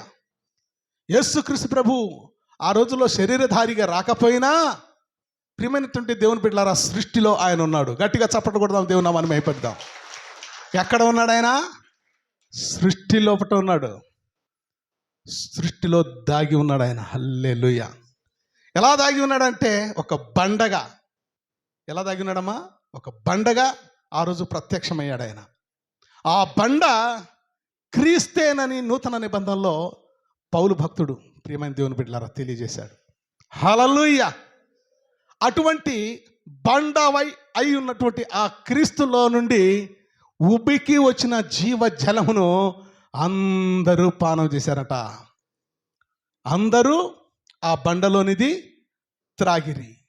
ఆ బండ క్రీస్తే. కొరింథీయులతో ఆ మాట చెప్తున్నాడు, ఆ బండ క్రీస్తే. హల్లెలూయా. సంఖ్యాకాండము 20వ అధ్యాయము 8 మరియు 11 వచనాలు మనం చూస్తే, ప్రియమైన దేవుని సంఘమంతా మనలాగానే కూర్చున్నారు, మనలాగానే వింటున్నారు. మోషే మాట మాట్లాడాడంటే గప్చుప్ శ్రద్ధగా వినేవాళ్ళు.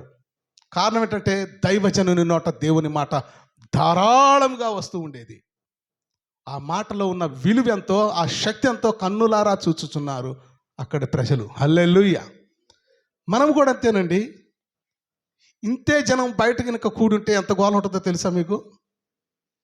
నిజంగా గోలగా ఉంటుంది. కానీ దేవుని సన్నిధిలో కూడుకున్నప్పుడు మాత్రం గోల ఉండదండి, శ్రద్ధగా వింటారు. కారణం ఏంటంటే పరిశుద్ధాత్ముడు మన మధ్యలో కార్యం జరిగిస్తున్నాడు. ఇది దేవుని సన్నిధి, దైవజనుని ద్వారా దేవుని వాక్కు బయటకు వచ్చేటటువంటి సమయం. హల్లెలూయా. చూడండి, ఆ రోజుల్లో సంఖ్యాకాండం 20వ అధ్యాయము 8 మరియు 11 వచనాలు చూస్తే, మోషేతో, దైవజనుడైనటువంటి మోషేతో దేవుడు చెప్పిన మాట, నీవు నీ కర్రను తీసుకొని నీవును నీ సహోదరుడైన అహరోనును ఈ సమాజమును పోగు చేసి వారి కన్నుల ఎదుట ఆ బండతో మాట్లాడండి అన్నాడు. ఏమన్నాడమ్మా? మాట్లాడండి. దేవుడితో మాట్లాడాలి, బండతో మాట్లాడాలి. మనం మాట్లాడుతున్నామా ఈ రోజున? బండతో మాట్లాడుతున్నామా? మరి బండ ఎవరు అనుకున్నాం మనం? క్రీస్తుతో మనం మాట్లాడుతున్నామా? మాట్లాడితే పలికేటటువంటి గొప్ప దేవుడు, మాట్లాడితే మనం స్వరం వినేటటువంటి గొప్ప నాథుడు. ఆ రోజుల్లో ఆ దైవజనులతో ఆ మాట చెప్పాడు. ఈరోజు విశ్వాసులము, దేవుని బిడ్డలము, దేవుని ప్రియమైన కుమార్తెలమని చెప్పబడుతున్న మనతో కూడా దేవుడు అదే చెబుతా ఉన్నాడు. ఏంటో తెలుసా? బండతో మీరు మాట్లాడండి. హల్లెలూయా. ఆ రోజు చెప్పినప్పుడు వారు చేసిన పని ఏంటో తెలుసా? ప్రభువే చెప్పాడు, దేవుడు, బండతో మీరు మాట్లాడండి, ఆ బండని మీకు నీళ్ళు ఇస్తుంది. మోషే, నీవు వారి కొరకు నీళ్లను బండలో నుండి రప్పించి సమాజమునకు వారి పశువులకును త్రాగునట్లు ఇవ్వుమో. అప్పుడు మోషే తన చెయ్యి ఎత్తి 2 మార్లు తన కర్రతో ఆ బండను కొట్టెగా. దేవుడు ఏం చెప్పాడు? మాట్లాడమన్నాడు. మోషే ఏం చేశాడు? కొడుతున్నాడు. అసలు ఈయనలో ఇంత కోపం ఎందుకు వచ్చింది? కొట్టవలసినంత అవసరం ఏముంది? ఈయన టెన్షన్స్కు లోనైపోయాడు. దైవజనుడే, కానీ అక్కడ ఒత్తిడికి ఆయన లోనైపోతా ఉన్నాడు. మాట్లాడితే మాకు అన్నం లేదు, మాట్లాడితే మాకు నీళ్లు లేవు, మమ్మల్ని ఇక్కడ చంపడానికి తీసుకొచ్చావా? అక్కడైతే కీరకాయలు కూరగాయలు అన్నీ దొరికాయి, ఇక్కడేంటి మేము పసుతో ఉన్నాము. ప్రతి విషయంలో ఆయనను ఒత్తిడి చేసి ఆయనకు గురి చేస్తుంటే ఇసుగు చెంది దేవుడికి ప్రార్థన చేశాడు. అయ్యా, ఏం చేయను, వీళ్ళకి నీళ్లు కావాలంట అని చెప్పినాడు. అయ్యా మోషే, నువ్వు ఆ బండతో మాట్లాడమనగానే అదే కోపంలో వీళ్ళు ఏం చేశాడు? ఆయన కొట్టాడు, తొందరపడ్డాడు. హల్లెలూయా. ఏం చేశాడమ్మా? తొందరపడ్డాడు. మనం కూడా అంతే. మన పరిస్థితిలో మనకున్న టెన్షన్స్లో ఎవరైనా ఏదైనా మాట్లాడను అని నేను వీరిని మేము హెచ్చరిస్తున్నాను, వీళ్ళని గద్దిస్తున్నానని మీరు అనుకుంటున్నారు. అట్లా కాదు. అలాగున మోషే కూడా ఆ కోపంలో దేవుడు చెప్పింది మాటను బట్టి ఏం చేశాడు? తొందరపడి కొట్టేశాడు. ఇది దేవునికి ఇష్టంగా లేదు. హల్లెలూయా. మనం కూడా కోప్పడి మన తల్లిదండ్రులుగా మన పిల్లలను కొడుతుంటే దేవుడు ఊరుకోడండి, సహించడు. నేనేమని చెప్పాను, నువ్వేమని చేస్తున్నావు? 10 మంది 100 మంది 1000 మంది చూస్తారు నీ యొక్క ప్రవర్తన. అక్కడ ఉన్న జనులందరూ చూశారండి. మాట్లాడమని దేవుడు చెబితే ఈయన ఏం చేశాడు? కొట్టడం ప్రారంభించాడు. ఊరుకుంటాడా దేవుడు? దేవునికి ఇష్టమైన పనేనా అసలు ఇది? కదా. ఆ రోజే కాదండి, ఈరోజు కూడా అదే దేవుడు మనకున్నాడు. ఆ రోజు కోపపడిన దేవుడు ఈరోజు కోపం మానుకోడండి. మన పిల్లల విషయంలో ఆయన చెప్పినట్లుగా మనం చేస్తేనే ఆనందిస్తాడు. ఏం చెప్పాడు? కోపపడు కానీ పాపము చేయవద్దు. పిల్లలను కొట్టేటప్పుడు ఒక సూత్రం ప్రభు మనకు చెప్పాడు. ఏమనడం? బెత్తమును వాడండి కానీ కర్రను వాడొద్దు. కర్ర వేరు, బెత్తము వేరు. కర్ర లావుగా ఉంటుంది, బెత్తం అయితే సన్నగా ఉంటుంది, చురుకు సూపర్గా తగులుతుంది. కాబట్టి వాడు దారిలోనికి రావాలంటే నువ్వు బెత్తం వాడు. అంతేగాని మూర్ఖంగా ఆలోచన చేసి ఎక్కడ పడితే అక్కడ కొట్టేకు, చచ్చిపోతాడు వాడు. హల్లెలూయా. ఇక్కడ మోషే మాట్లాడు నాయన అంటే ఏం చేశాడంట? కొట్టాడు, తొందరపడ్డాడు. దేవునికి స్తోత్రం కలుగును గాక. హల్లెలూయా. అప్పుడు మోషే తన చెయ్యెత్తి 2 మార్లు తన కర్రతో ఆ బండను కొట్టగా నీళ్లు సమృద్ధిగా ప్రవహించెను. చిన్న మాట చెబితే బాగుండేది. ఏయ్ బండ, నా ప్రజలు నీళ్లు కావాలి, నా దేవుడి మాటగా నేను చెప్తున్నాను, నీళ్లు ఇవ్వమంటే ఇచ్చేవాడే. హల్లెలూయా. కోపంలో ఒక్కసారి కొట్టడం కాదు, 2 సార్లు కొట్టాడంట. మనం కూడా ప్రజల మెప్పుల కోసం అప్పుడప్పుడు మన పిల్లలను ఏం చేస్తామంటే బాగా కొడతాం. ఎవడో మెచ్చుకోవాలి, బా ఏం బుద్ధి పెడుతున్నారా వాళ్ళ పిల్లలకి అని అందరూ అనుకోవాలి అని కోపంతో ఇంకా ఎక్కువ చేస్తూ ఉంటాం. అది దేవునికి ఇష్టమైనది కాదు. హల్లెలూయా. తన కోపమే తనకు శత్రువు. కోపము వలన దేవుని వాక్యం ఉంది, నరుని కోపము దేవుని నీతి కార్యాలను నెరవేర్చదు. దేవుని వాక్యం ప్రియమైన దేవుని బిడ్డలారా హృదయంలో నుంచి ఉబ్బుకుంటూ వస్తుందంటే అది మనందరికీ మేలు కోసమే. హల్లెలూయా. మనం కోపపడితే దేవుని నీతి జరగదండి. ఇక్కడ కోపపడ్డాడు, కొట్టాడు.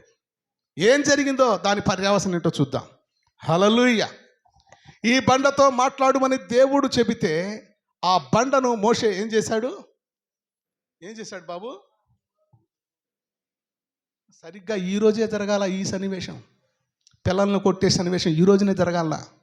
బాపు హను జరగచ్చు కానీ మనీ మాలోచి అసలు ఆయన కోసం లేదా కొట్టే వాళ్ళ కోసం నీ ప్రసంగం నేను సిద్ధపరచుకోలే. పరిశుద్ధాత్ముడు ఎందుకో దేవునికి మహిమ కలుగును గాక ఈరోజు ఈ అంశాన్ని సిద్ధపరిచుంచాడు. ఎందుకంటే మనకు బుద్ధి కలగడానికి, మనము మన పిల్లల విషయంలో జాగ్రత్త పడటానికే కాబోలు. హల్లెలూయా, హల్లెలూయా. చూడండి, ఈ బండతో మాట్లాడమని దేవుడు చెబితే ఆ బండని మోషే ఏం చేశాడబ్బా? కొట్టాడు. సంఖ్యాకాండం 11వ అధ్యాయం 11, 12లో ఏం జరిగిందో చూద్దాం. కాగా మోషే యెహోవాతో ఇట్లా, నేను నీవేళ నీ సేవకుని బాధిస్తున్నావు, కస్సెన మన బాధ పెట్టరు వచ్చి కిదోజుకో కామ ఆచోరతో కసిన బాధ కాలవు అప్పనప్పనకేలా ఈ కిదోజుకో కామ ఆచోదరి దవుతావు కసిన బాధ కాలే తు కరస్గో కామ కాంకో ఇష్టం చెందుకో కామ కరస్. చేసే పనులేమో దేవునికి ఇష్టము కాని పనులు చేస్తున్నప్పుడు శోధనలు రావా? వచ్చినప్పుడు నువ్వు నిలబడాలి, విధేయత నేర్చుకోవాలని ప్రభువు పదే పదే ఈ వాక్యాలన్నీ మనకు వినిపిస్తున్నప్పుడు యేసు ప్రభు మనం గుర్తు రావాలి కదా, యేసు ప్రభును మనం గుర్తు చేసుకోవాలి కదా. ఆయన శ్రమ వలన ఏం నేర్చుకున్నాడు? విధేయత నేర్చుకున్నాడు. ఎట్లా నేర్చుకున్నాడు? లోబట్టం నేర్చుకున్నాడట, దేవునికి మనుషులకు కాదు. మరి ఇంతగా మనకు తన్నుకొని వస్తున్నప్పుడు మనం ఎవరి వైపు చూడాలి? కీర్సాంతకుడు బాబు, అది దేవుడు ఖచ్చితంగా ఓర్పునిస్తాడు. ఆయన వైపు చూస్తే చాలండి, కానిదేది లేదు. చూడు, కాగా మోషే యెహోవాతో ఇట్లా, నేను నువ్వేళ నీ సేవకునికి బాధ పెడుతున్నావయ్యా, నా మీద నీ కటాక్షము రానియకుండా ఈ జనులందరి భారమును నా మీద ఎందుకు పెడుతున్నావు? ఇది సేర్ భారం మా ప్రజకసిన మోప్రోచితం కేలెణుకుతో ఉందరు యాడి పాప చేయనిగా. వాళ్ళ తల్లిదండ్రులు లేరా? కన్న తల్లిదండ్రులు, శారీరకంగా కన్న తల్లిదండ్రులు ఉన్నారుగా పిల్లలకి. వాళ్ళ తల్లిదండ్రులతో చెప్పుకోవచ్చు కదా, వాళ్ళు పిల్లలు కలిసి వాళ్ళ తల్లిదండ్రులు కలిసి నా మీద పడ్డారేంటయ్యా, ఇంత బాధ నాకెందుకు పెడతావయ్యా నువ్వు అని చెప్పేసి మోషే దేవునికి ప్రార్థన చేయటం ప్రారంభించాడు. కాయ బాపు ఇదురు షేర్ భారం కతరా దాడపాడు మే ఈ మోటో పదవి నరితి కాంచేయి మనకని కేందో కాకో. ప్రియమైనటువంటి దేవుని బిడ్డలారా, సంఘ సేవ అనేది అది దేవుడు మన మీద పెట్టిన భారం. సంఘ సేవ అంటే ఒక కాపరికే కాదు, నీ కుటుంబం మీద నీకు కూడా అంతే. హల్లెలూయా. భరించాలి, కష్టాలు వస్తాయి నీ కుటుంబంలో, భరించాలి. ఒక యజమానుడిగా, ఒక భర్తగా భరించాలి, తప్పదు. భార్య విషయంలో కానీ, భర్త విషయంలో కానీ, పిల్లల విషయంలో కానీ సహించాలి. మనం నేర్చుకోకుండా వాళ్ళకి మనం ఎలా నేర్పగలం? హల్లెలూయా. కాబట్టి ప్రభు చెబుతున్నాడు, ఇదిగో నన్ను ఎందుకు బాధ పెడుతున్నావు, ఈ భారం నా మీదకి ఎందుకు వేస్తున్నావు అని మోషే దేవాతి దేవుడైనటువంటి పరమ తండ్రి అయిన దేవునికి మొర్ర పెట్టుకుంటున్నాడు, చెప్తున్నాడు. నేనే ఈ సర్వజనమును గర్భమున ధరించి తినా మాకు ఆయన జనోగమా, వీళ్ళందరికీ నేను కన్నానా? ఈ జనమంతటిని నేను కన్నానా? నేనే వీరిని కంటినా? పాలిచ్చి పెంచెడు తండ్రి పసిపిల్లలను మోయినట్లు నేను వీరి తండ్రులకును ప్రమాణపూర్వకంగా ఇచ్చిన దేశమునకు వీరిని నీ రొమ్మున ఎత్తుకొని పొమ్మని నాతో చెప్తున్నావేంటయ్యా? అరే, కనీసం అర్థం చేసుకోరు నన్ను వీళ్ళు. ఇన్ని అద్భుతాలు చూశారు, ఇన్ని కన్నులారా అద్భుతమైన నీ కార్యాలన్నీ వీరికి చూపించాను. ఎర్ర సముద్రం వెళ్ళేటప్పుడు భయంకరమైన కష్టం, అది మునిగిపోయి చచ్చిపోయే పరిస్థితిలో దేవుడా నేను నీకు మొర్రపెట్టినప్పుడు నువ్వు ఇచ్చిన ఆ కార్యమును వీరి కళ్ళులారా చూశారు. ఎర్ర సముద్రము 2 పాయలు కావడం చూశారు. ఎరికో గోడలు పెళపెళపెళని ఇరుగటం వీళ్ళు చూశారు. ఇంకెన్నో జోరీగలు, కందిరీగలు, అద్భుతమైనటువంటి తెగులన్నిటినీ ఆపటం దేవుడు నీవు చేయటం కార్యం అంతా వీళ్ళు చూశారయ్యా. అయినా నీ మీద వీళ్ళకి విశ్వాసం లేదు. ఒక్క పూట ఓర్చుకోలేకపోతున్నారు. మాకు అన్నం లేదు, మాకు మాంసం లేదు, మాకు పూరీలు కావాలి, మాకు కీరకాయ కావాలి, మాకు దోసకాయ కావాలి. ప్రతి విషయంలో ఇంతగా సతాయిచ్చి నన్ను హింస పెడుతున్నారు ప్రభువా. నేనేమైనా కన్నానా వీళ్ళకి? నేను కన్నానా వీళ్ళకి? నా మాట అసలు వినటం లేదు వీళ్ళు. ఎంత చెప్పినా అదే పద్ధతిలో నడుచుకుంటున్నారయ్యా. విసుకొచ్చిందండి దైవజనునికి. దైవజనుని విసిగించిన వారు ఏమయ్యారో తెలుక? సణిగి సంహారకుని చేత నాశనమైపోయారు. పరలోకానికి లేదా పరమ కానానికి కూడా వాళ్ళు చేరలేదు, అరణ్యంలోనే అయిపోయారు వాళ్ళు. దైవజనుని మీద సనుక్కున్నారు, దైవజనుని మీద గొణుక్కున్నారు, హెచ్చరికకు లోబడట్లేదు. ఇలా చేయవద్దురా, ఇలా ఉండాలిరా. మన తల్లిదండ్రుల మన బిడ్డల్ని, మన కుమారుల్ని, మన కుటుంబాలను జాగ్రత్త చూసుకోవాలి. మనల్నే వాళ్ళు చూస్తారు, మన కుటుంబం మన మీదనే ఆధారపడి ఉందని ఎంత చెప్పినా వినరే, మార్చుకోవట్లేదండి. అందుకు మోషే దేవుణ్ణి అడుగుతున్నాడు, హల్లెలూయా హల్లెలూయా, నేనే ఈ సర్వజనమును గర్భమును ధరించానా? నేను వీరిని ఏమైనా కన్నానా? పాలిచ్చే పెంచి తండ్రినిలాగా నువ్వు నన్ను మోసుకొని పోమంటున్నావు, వీళ్ళని భారమంతా నా మీద వేసావు, ఏంటి ప్రభువా ఇది అని అనడం ప్రారంభించాడు. ప్రియమైన దేవుని బిడ్డలారా, ఈ పరిస్థితుల్లో మోషే ఆ యొక్క టెన్షన్స్కు గురే అవ్వక తప్పలేదండి. అయినా కూడా మోషే మంచి సాక్ష్యం పొందాడు, సాత్వికుడు. గట్టిగా చప్పట్లు కొడదాం, దేవుని నామాన్ని మహిమపరుద్దాం. తొందరపడ్డాడు, అర్థం చేసుకున్నాడు, అయ్యో నేను తొందరపడ్డానని. మరలా ఇంకొకసారి కూడా తొందరపడ్డాడు. మొదటిసారేమో మాట్లాడమంటే కొట్టాడు. రెండవసారి ఏం చేశాడు? దేవుని బిడ్డలను మూర్ఖులారా, ద్రోహులారా అని తిట్టినందుకే ఆ నోట నుండి వచ్చిన మాట కోసమే ఆయన ఏమైపోయాడు? మహాభాగ్యమైనటువంటి కనాను రాజ్యమును కన్నులారా చూచే కృపను పోగొట్టుకున్నాడు. ప్రియమైన దేవుని బిడ్డలారా, ఒక విషయాన్ని నేను జ్ఞాపకం చేస్తాను. ఆచో సామాను అత రాస్, మంచి మాటలు, లాజిక్తో కూడిన మాటలు ఉన్నాయి ఇక్కడ. హల్లెలూయా. దేవుడు అనుగ్రహించే మహాభాగ్యము అయినటువంటి కనానును రాజ్యము లోపట ప్రవేశించే భాగ్యమును ఆయన ఏం చేశాడమ్మా? పోగొట్టుకున్నాడు. భాగ్యము పోగొట్టుకున్నాడు. అందరికి చెప్పండి, ఏం చేశాడు ఆయన? భాగ్యమును. ఏ భాగ్యం అది? కన్నులారా చూచే భాగ్యం, కన్నులారా చూచి ఆనందించే భాగ్యం, కన్నులారా చూచి సుఖపడే భాగ్యం, పాలు తేనెలు ప్రవహించే దేశం. ఆ దేశాన్ని చూడటానికి కూడా నోచుకోలేదు. ఆ భాగ్యాన్ని ఏం చేశాడు ఆయన? పోగొట్టుకున్నాడు. అయినంత మాత్రాన పరలోకం ఆయనకు లేదని నేను చెప్పటంలే. పరలోకం నీకు నాకు మనందరికీ ఉంది. ఎందుకంటే రక్షణ పొందాము, విశ్వాసంతో నడుస్తున్నాము, దేవుని సన్నిధిలో ఉన్నాం కనుక చచ్చిపోతాం. చనిపోయిన తర్వాత ఎట్లాగో మనకు దేవుడు పరలోక రాజ్యంలోనికి తీసుకెళ్తాడు. కానీ మరి ఈ భాగ్యం ఏంటి? ఈ భాగ్యం ఏంటంటే భూమి మీద ఉంటుండగానే దేవుడు అనుగ్రహించే భాగ్యం ఇది. ఈ భూమి మీద మనం జీవిస్తూ ఉంటుండగానే, శరీరంతో ఉంటుండగానే దేవుడు మనకు చూపించేటటువంటి మహాభాగ్యం. పేతురుకు మహాభాగ్యం దొరికింది, సంఘమును కాసేటటువంటి భాగ్యం. హల్లెలూయా. నేను అనుకుంటున్నాను, దేవుని పనిలో, ప్రతి పనిలో కూడా ఆయనను మహిమపరిచినప్పుడు ఎంత ఆనందించుంటాడో, ఎంత సంతోషించుంటాడో. దేవుని కార్యాలు నా వలన జరగటం ఆ దేవాని ఇచ్చిన మహా భాగ్యమయ్యా. అదే గినక ఆయన తొట్టిల్లిపోయి ఉంటే, దేవుని పనిని కాదనకుండా ఉంటే ఆ భాగ్యం ఆయనకు దొరికేదా? సరిపోతే ఎట్లాగో దేవుని రాజ్యంలోకి వెళ్తామండి. కానీ అక్కడ కంటే ఇక్కడ ఇంకా కొద్ది క్షణమైనా సరే, కొద్ది దినాలైనా సరే ఆ భాగ్యముని కనుక మనం రుచి చూస్తే మనకేం జరిగేది ఏంటో చెప్పండి, నేను చెప్తాను ఏం జరిగిద్దో. దేవుని పనిలో ఆ భాగ్యాన్ని మనం అనుభవిస్తున్నప్పుడు మనకు బలం పెరుగుతుందండి, మనకు విశ్వాసంలో బలం పెరుగుతుంది. ఏమండి, దేవునిలో ఆనందం ఎక్కువైపోతుంది, ఇంకా బలంగా దేవుని పని చేయాలనిపిస్తుంది. హల్లెలూయా హల్లెలూయా. ఆ భాగ్యమును పొందుకోకపోయినా పరలోకం ఉంది దైవజనునికి. హల్లెలూయా. అయితే భాగ్యం పొందుకోవాలి మనం దేవుని బిడ్డలుగా. ఓ ఇశ్రాయేలు విను, నీ భాగ్యం ఎంతో గొప్పది. హల్లెలూయా. మరి భాగ్యమును పొందుకొని నీవు పరలోకంలోనికి ఎలా ప్రవేశిస్తావు?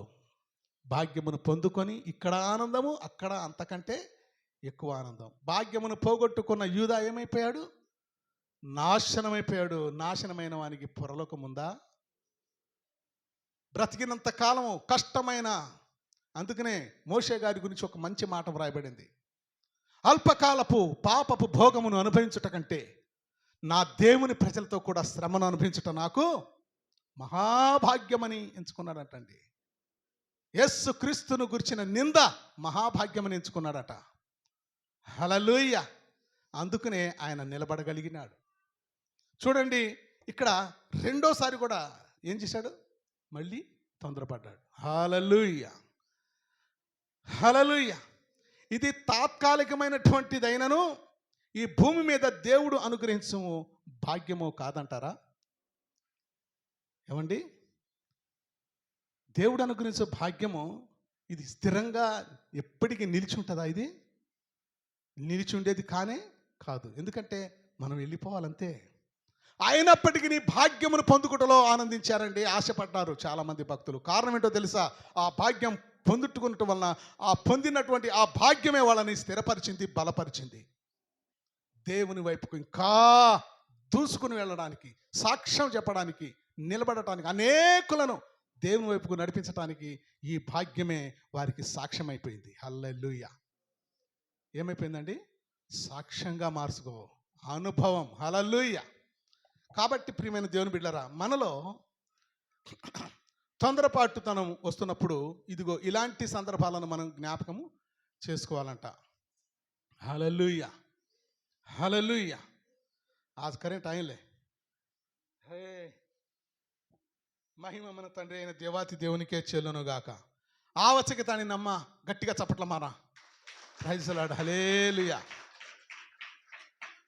शड्रक मेशक अबेदनगोलु चार बिन बढ़ताने अंगारे खाइन दीटे के ओ दाढ़ी ती को 7 आटा घाल देने के समय आइल घाल देने माई तेल घाल देता ने बबरो लगाते ओ प्रयत्न जारी के एगड़ी गाय को राज के रोके धोको ओ राजा మేము సేవించుచున్న దేవుడు ఈ అగ్నిలో నుండి మమ్మల్ని విడిపించుటకు శక్తి కలిగినటువంటి గొప్ప దేవుడు. ఒక్కవేళ మమ్మలను రక్షింపకపోయినను మేము మాత్రం నీవు చెప్పినట్లుగా ఆ బొమ్మను మొక్కనే మొక్కం. వాళ్ళలాగా ఇప్పుడు మనం చెప్పాలి. కరెంటు వచ్చినా దేవునికి స్తోత్రం, కరెంటు రాకపోయినా దేవునికి స్తోత్రం. మేము మాత్రం దేవుని వాక్యం వినే విషయంలో మాత్రం మేము తొలగి పోము. నమ్మిన వాళ్ళు గట్టిగా చప్పట్లు కొడతారా ఇప్పుడు? హల్లెలూయా. మహిమ మన తండ్రి అయిన దేవాతి దేవునికే చెల్లును గాక. ఏమండి, వాళ్ళ విశ్వాసమును చూసిన దేవుడు ఏం చేశాడు? అగ్ని వాళ్ళని ఏ హాని చేయలేకుండా చేశాడు. ఇప్పుడు మన పరిస్థితి కూడా అంతే. మనకు ఏ హాని కలగకుండా చూసుకునే దేవుడిని మనం కలిగి ఉన్నాం. హల్లెలూయా. చూడండి, అలాగని ఆయన ఎవరు? మోషే నరకానికి వెళతాడని చెప్పలేదు, కానీ విశ్వాస వీరుల జాబితాలో ఉన్నాడు ఆయన. మోషే ఎక్కడున్నాడమ్మా? విశ్వాస వీరుల జాబితాలో ఉన్నాడు.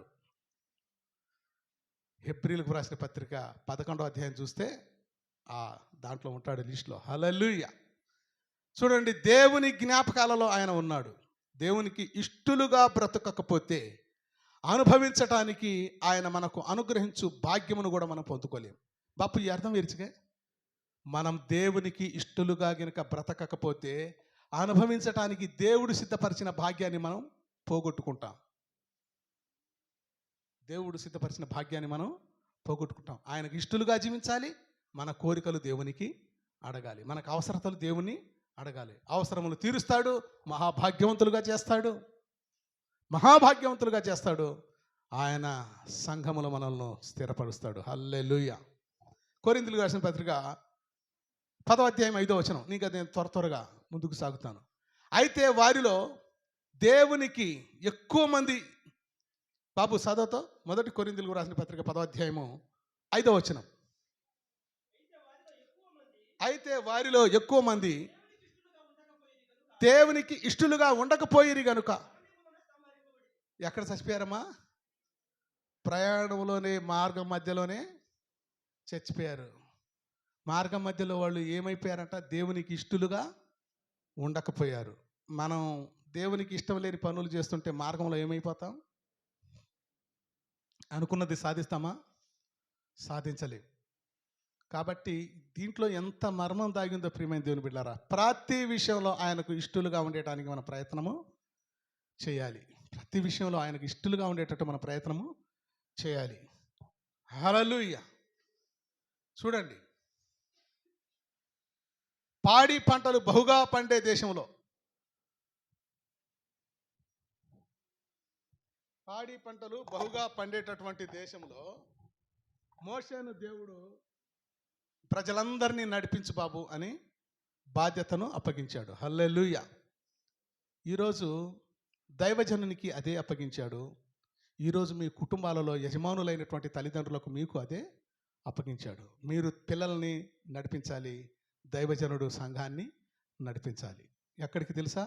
పరమరాజ్యము, పరలోక రాజ్యము, పరమ కానాను. హల్లెలూయా. దీంట్లో మన బాధ్యత ఏంటంటే దేవునికి ఇష్టలుగా మనం బ్రతకాలి. బాపు నా అప్పుడు ఇష్టంగా రేణు బాపు మనకి ఆ ఇష్టంగా కొని మనకి ఆ ఇష్టం కత్రాకి సేపరేనాయి. మన నరులకు ఇష్టలుగా కాదు, మనుషులను మెప్పించేవానిగా కాదు, దేవుని దృష్టిలో నువ్వు ఎలా ఉన్నావు? ఓ బాపూర్ दृष्टि में तू मैं अपने सेवन कूकन साको देख लेगा परीक्षा कर लो. హల్లెలూయా. మనకులాగా ఎవరు ఈ మాటలు ఎక్కడ వినటం లేదండి. దేవుని కృప, ఆయన ఇచ్చే మహాభాగ్యం, రక్షణ భాగ్యం. కాబట్టి ఈరోజు మనం వింటున్నాం దేవుని స్వరాన్ని. హల్లెలూయా, హల్లెలూయా. పాడి పంటలు బహుగా పండే దేశంలో అనగా కానాను దేశానికి నడిపిస్తా అంటుంటే వీళ్ళు దేనిని చూస్తున్నారు? ఐగుప్తు వైపు చూస్తున్నారంట. రే ప్యానా రే ప్యానా वत्ते अपन चालन जमा जे खतारी डे पागतियां वो दुड्डी माँ आवड़ी आवड़ी काकड़ियो लांबी वो हर दिला रे कसे దోసకాయలు గుర్తుకొస్తున్నాయి వీళ్ళకి, కీరకాయలు గుర్తుకొస్తున్నాయి. చిచ్చి కత్తర దరిద్రందే. దేవదూతలు తినేటటువంటి ఆహారం వీళ్ళు తింటూ కూడా దేని మీద ఆశపడుతున్నారు? పాపపు లోకములో ఉన్నటువంటి వాటి వైపు ఆశపడతా ఉన్నారు. ఐగుప్తు వైపు చూస్తున్నారు. సమూయేలు ప్రియమైన దేవుని బిడ్డలారా, తొందరపడి మోషే చేసిందేంటి? సంపాదించింది ఏంటిదమ్మా? తనకు భాగ్యమును పోగొట్టుకున్నాడు. పరలోకాన్ని, అది కానాను చూచే భాగ్యాన్ని పట్టుకున్నాడు. అంటే భూమి మీద భాగ్యవంతుడయ్యేటటువంటి ఆ యొక్క సందర్భాన్ని ఆయన మిస్ చేసుకున్నాడు. పరలోకం ఎలాగో ఉంది ఆయనకి, కానీ భూమి మీద కొన్ని పరీక్షలు ఉంటాయి. ఆ పరీక్షలను మనం పాస్ అయినప్పుడు మనకు భాగ్యం దొరుకుతుంది. దానిని చూచి అనేకులు చెప్పుకుంటారు, దేవుని నమ్మాడు కాబట్టి అంత విషయం వానికి, దేవుని బిడ్డలుగా జీవిస్తున్నారు కాబట్టి వాళ్ళకు దేవుని కలిసి చెట్టడుగా ప్రభు వారికి చేస్తున్నాడు. కష్టాలు వస్తున్నాయి, కానీ ఎంత కష్టాలన్నా వాళ్ళు భలేగా నిలబడుతున్నారా? అరే దేవుని విడిచిపెట్టట్లేదు. హల్లెలూయా. మనం ఇంత కష్టపడి ఎంత సంపాదించినా మనకు నెమ్మదే ఉండట్లేదు. వాళ్ళని చూస్తే అసలు ఏమి లేకపోయినా ఏం ఆనందిస్తున్నారు రా వాళ్ళు. కారణం ఏంటో తెలుసా? దేవుడిచ్చే భాగ్యం. హల్లెలూయా, మహాభాగ్యం. ఇక రెండవ వ్యక్తి ఎవరు? తొందరపడిన వారిలో చూస్తే మొదటి సమూయేలు గ్రంథం 13వ అధ్యాయం 8 నుంచి 13 వరకు. మొదటి సమూయేలు 8 నుంచి 13 వరకు నేను చకచకా చెప్పుకుంటూ పోతున్నాను. ఇక వివరణ అనేది తక్కువ, వాక్యం ఎక్కువ ఉండాలి కనుక చూడండి. సమూయేలు చెప్పినట్టు అతడు 7 దినములు ఆగి సమూయేలు గిల్గాలునకు రాకపోవుట చూచి, జనులు తన యొద్ద నుండి చెదరిపోవుట చూచి, దహన బలులను సమాధాన బలులను నా యొద్దకు తీసుకొని రమ్మని చెప్పి దహన బలి అర్పించాను. హల్లెలూయా. ఎవరయ్యా ఈయనంటే ఇజ్రాయేలీలకు మొట్టమొదటి రాజుగా అభిషేకించబడిన సౌలు. ఇక్కడ సౌలు ఉన్నాడు, ప్రవక్త అయిన సమూయేలు ఉన్నాడు, దైవజనుడనైన మోషే ఉన్నాడు. ప్రియమైనటువంటి దేవుని బిడ్డలారా, ఇందాక మనం విన్నాం. ఇప్పుడు తొందరపడిన వారిలో రెండవ వ్యక్తిగా ఎవరు కనబడుతున్నారంటే సౌలు. ఏ విషయంలో తొందరపడ్డాడు? సమూయేలు వచ్చేదాకా ఆగాల్సిందే బలి అర్పించాలంటే. ఆయన రాను అని చెప్పలేదు. 7 దినములు అయిన తర్వాత నేను ఖచ్చితంగా మీ దగ్గర ఉంటా, మీరు అన్ని సిద్ధపరచుకోండి, దేవుని సన్నిధిలో అర్పణలు తీసుకొని రండి, దేవుని సన్నిధిలో బలి అర్పణలు జరగాలి, నేను వస్తాను, అప్పుడే స్టార్ట్ చేయండి అన్నాడు ఆయన. హల్లెలూయా. 7 రోజులు అయిపోయింది, ఆయన కొద్దిగా లేట్ అయింది, అంతే, కొద్దిగా లేట్ అయింది. దైవజనుడు రావటం కొద్దిగా లేట్ అయింది. ఇక రాజుగారు ఏం చేశాడో తెలుసా? ఆయన ఎట్లాగో రాడు కానీ తీసుకురానరా అన్నాడు, అంతే. దైవజనుని స్థానాన్ని ఎవరు తీసుకున్నాడు? సౌలు రాజు తీసుకున్నాడు. హల్లెలూయా, హల్లెలూయా. ఒకప్పుడు సౌలు పరిస్థితి గాడిదలు కాసుకునేవాడంట. సౌలు పరిస్థితి కాయాడి గాడిదలు కాసుకునేటటువంటి వానికి దేవుడు ఆకాశం నుండి చూచి, అబ్బా ఏం అందగాడు, ఎంత హైట్ ఉంది, ఇతనిలో మంచి గుణం ఉంది. గాడిదలను కాసుకుంటున్నప్పుడు ఒక్క గాడిద పోతే అస్సలు ఊరుకోకుండా వెతకడం ప్రారంభించాడు. ఇతని తండ్రి గాడిదలు వెతకడానికి పంపిస్తే ఈయన గాడిదల కోసం వెతకడానికి వెళితే ఇతని ఆశ, నా గాడిదలు మిస్ అవ్వకూడదు, నా గాడిదలు ఏ ఒక్కటి కూడా పోవడానికి వీల్లేదు, నా ప్రాణం పెట్టైనా సరే గాడిదలు నేను కనుక్కుంటాను, నా ఇంటికి తోడుకొని వస్తాను, నా తండ్రిని సంతోష పెడతానని తన గురి అంతా కూడా తండ్రిని సంతోషపెట్టే దిశలో ఉన్నాడు. అప్పుడు చూశాడు ఆకాశం నుండి బేటాకతో ఆశ్చర్యను రే, కుమారుడు అంటే ఇలాంటి కుమారుడు ఉండాలని దేవుడు చూశాడు ఆకాశం నుండి. సౌలును చూసి తండ్రి యొక్క సంతోషాన్ని చూడాలని తహతహలాడుతున్నటువంటి కుమారుడు సౌలును చూసి ఆకాశం నుండి చూసి ఏం చేశాడు తెలుసా? గాడిదలను పక్క పెట్టేసి, నువ్వు నాకు నా ప్రజలను నడిపించే నాయకుడుగా నేను నిన్ను అభిషేకిస్తున్నాను, సమయలు వెళ్ళు, అక్కడ గాడిదల కోసం వెతుకుతున్నటువంటి ఆ సౌలు దగ్గరికి వెళ్ళమని చెప్పేసి సమయలు చెబితే గాడిదలు కాసుకుంటున్న వాడిని పిలిచి, రారా అయ్యా రా, దేవుడు నిన్ను అభిషేకించమన్నాడు, నేను అభిషేకిస్తున్నానని అభిషేకించాడు. అభిషేకం వచ్చిన తర్వాత పరిస్థితులు ఎట్లా మారిపోతున్నాయంటే ఆయన జీవితంలో జ్ఞానంతో నిండిపోతూ ఉన్నాడు. తన ప్రవర్తన మారిపోతూ ఉంది, తను చెప్పే మాటలు తీరు మారిపోతూ ఉంది. ఇక ప్రజలందరూ తన మాట అంటే ఎదురు చూసేటట్టుగా దేవుడు చేశాడు. హల్లెలూయా. అందరూ పిలవగానే వచ్చేటట్టు చేశాడు దేవుడు. ఇక ఆయన నాయకుడుగా అభిషేకించబడ్డాడు, రాజు అయ్యాడు. రాజు ఆ పరిస్థితుల్లో ప్రియమైనది ఉండే తన రాజ్యంలో దేవాలయాలు కూడా ఉండేవి. గట్టిగా చప్పట్లు కొట్టండి. ఇప్పుడు దేవాలయాలు ఉండేవి. దేవాలయం ఎందుకంటే అక్కడ ఉన్న ప్రజలందరికీ మేలు చేయడానికి, ప్రజలు తమ పాపములన్నిటినీ తుడిచిపెట్టుకోవడానికి, ప్రజలందరూ దేవుని సన్నిధిలో వెళ్ళి తమ సమస్యలను చెప్పుకొనడానికి దేవుడు కట్టిన మందిరంలో దైవజనుడు అక్కడ ఉన్నాడు. ఆయనే ప్రవక్త అయిన సమూయేలు, యాజకుడైన సమూయేలు. రాజు పని రాజు చేయాలి, సమూయేలు పని సమూయేలు చేయాలి, దేవుని పని. ఒకరోజు వచ్చేసింది, ఊరంతా ఏకమైపోయారు. సంవత్సరానికి ఇదిగో ఫలానా రోజున ఊరందరూ ప్రజలందరూ కూడా అక్కడ బలి అర్పించాలి, రండి, మీ దగ్గర ఉన్న వాటిని అన్నింటినీ తీసుకొని రండి, అర్పణ అర్పించండి అని ఆజ్ఞ అయిపోయింది. సమూయేలు కోసం చూస్తున్నారు ప్రజలందరూ. కానీ సౌలులో ఓపిక లేకపోయింది. సౌలు, దైవజనుడు అయినటువంటి సౌలు చేసే పనిని ఇతను చేతిలో తీసుకున్నాడు.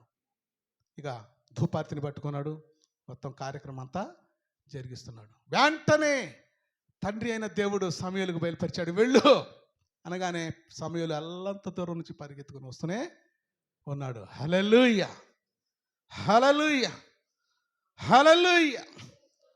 చూడండి, మన ప్రభు అయిన దేవుడు దరిద్రులను నేల నుండి పెంట కుప్ప మీద నుంచి పైకి లేవనైతే గొప్ప దేవుడు. గాడిదలు కాసుకునేవాడిని ఎప్పుడు దాకా అభిషేకించాడు, ప్రజలందరికీ గొప్ప రాజుగా చేశాడు. కీర్తన గ్రంథంలో అదే మాట ఉంది. 113:9 ఆయన సంతులేని దానిని ఇల్లాలుగా, కుమారుల సంతోషములు కలిగిన తల్లిగా చేయును, యెహోవాను స్తుతించుడి. సంతానము లేని వాళ్ళను దేవుడు తల్లిగా చేస్తాడంటండి. గట్టిగా చప్పట్లు కొడదామా? ఈ రోజున సంతానము లేని నీతో దేవుడు మాట్లాడుతూ ఉన్నాడు. ఇది సత్యం. ఇంత గొప్ప దేవుడు. ఈ గొప్ప దేవుడు చెప్పిన మాటలు నీ జీవితంలో నెరవేరాలంటే నువ్వేం చేయాలో తెలుసా? లోబడాలి, దేవునికి ఇష్టంగా బ్రతకాలి, దేవునికి ఇష్టంగా బ్రతకాలి. ఆయనతో కానిది ఏది లేదు. ఒత్తి వేలించుకో, కామ చేయి.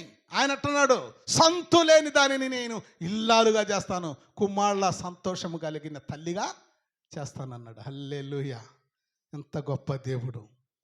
1 సమూయేలు 2:8 చూస్తే, 1 సమూయేలు 2:8 చూస్తే, దరిద్రులను అధికారులతో కూర్చుండబెట్టును.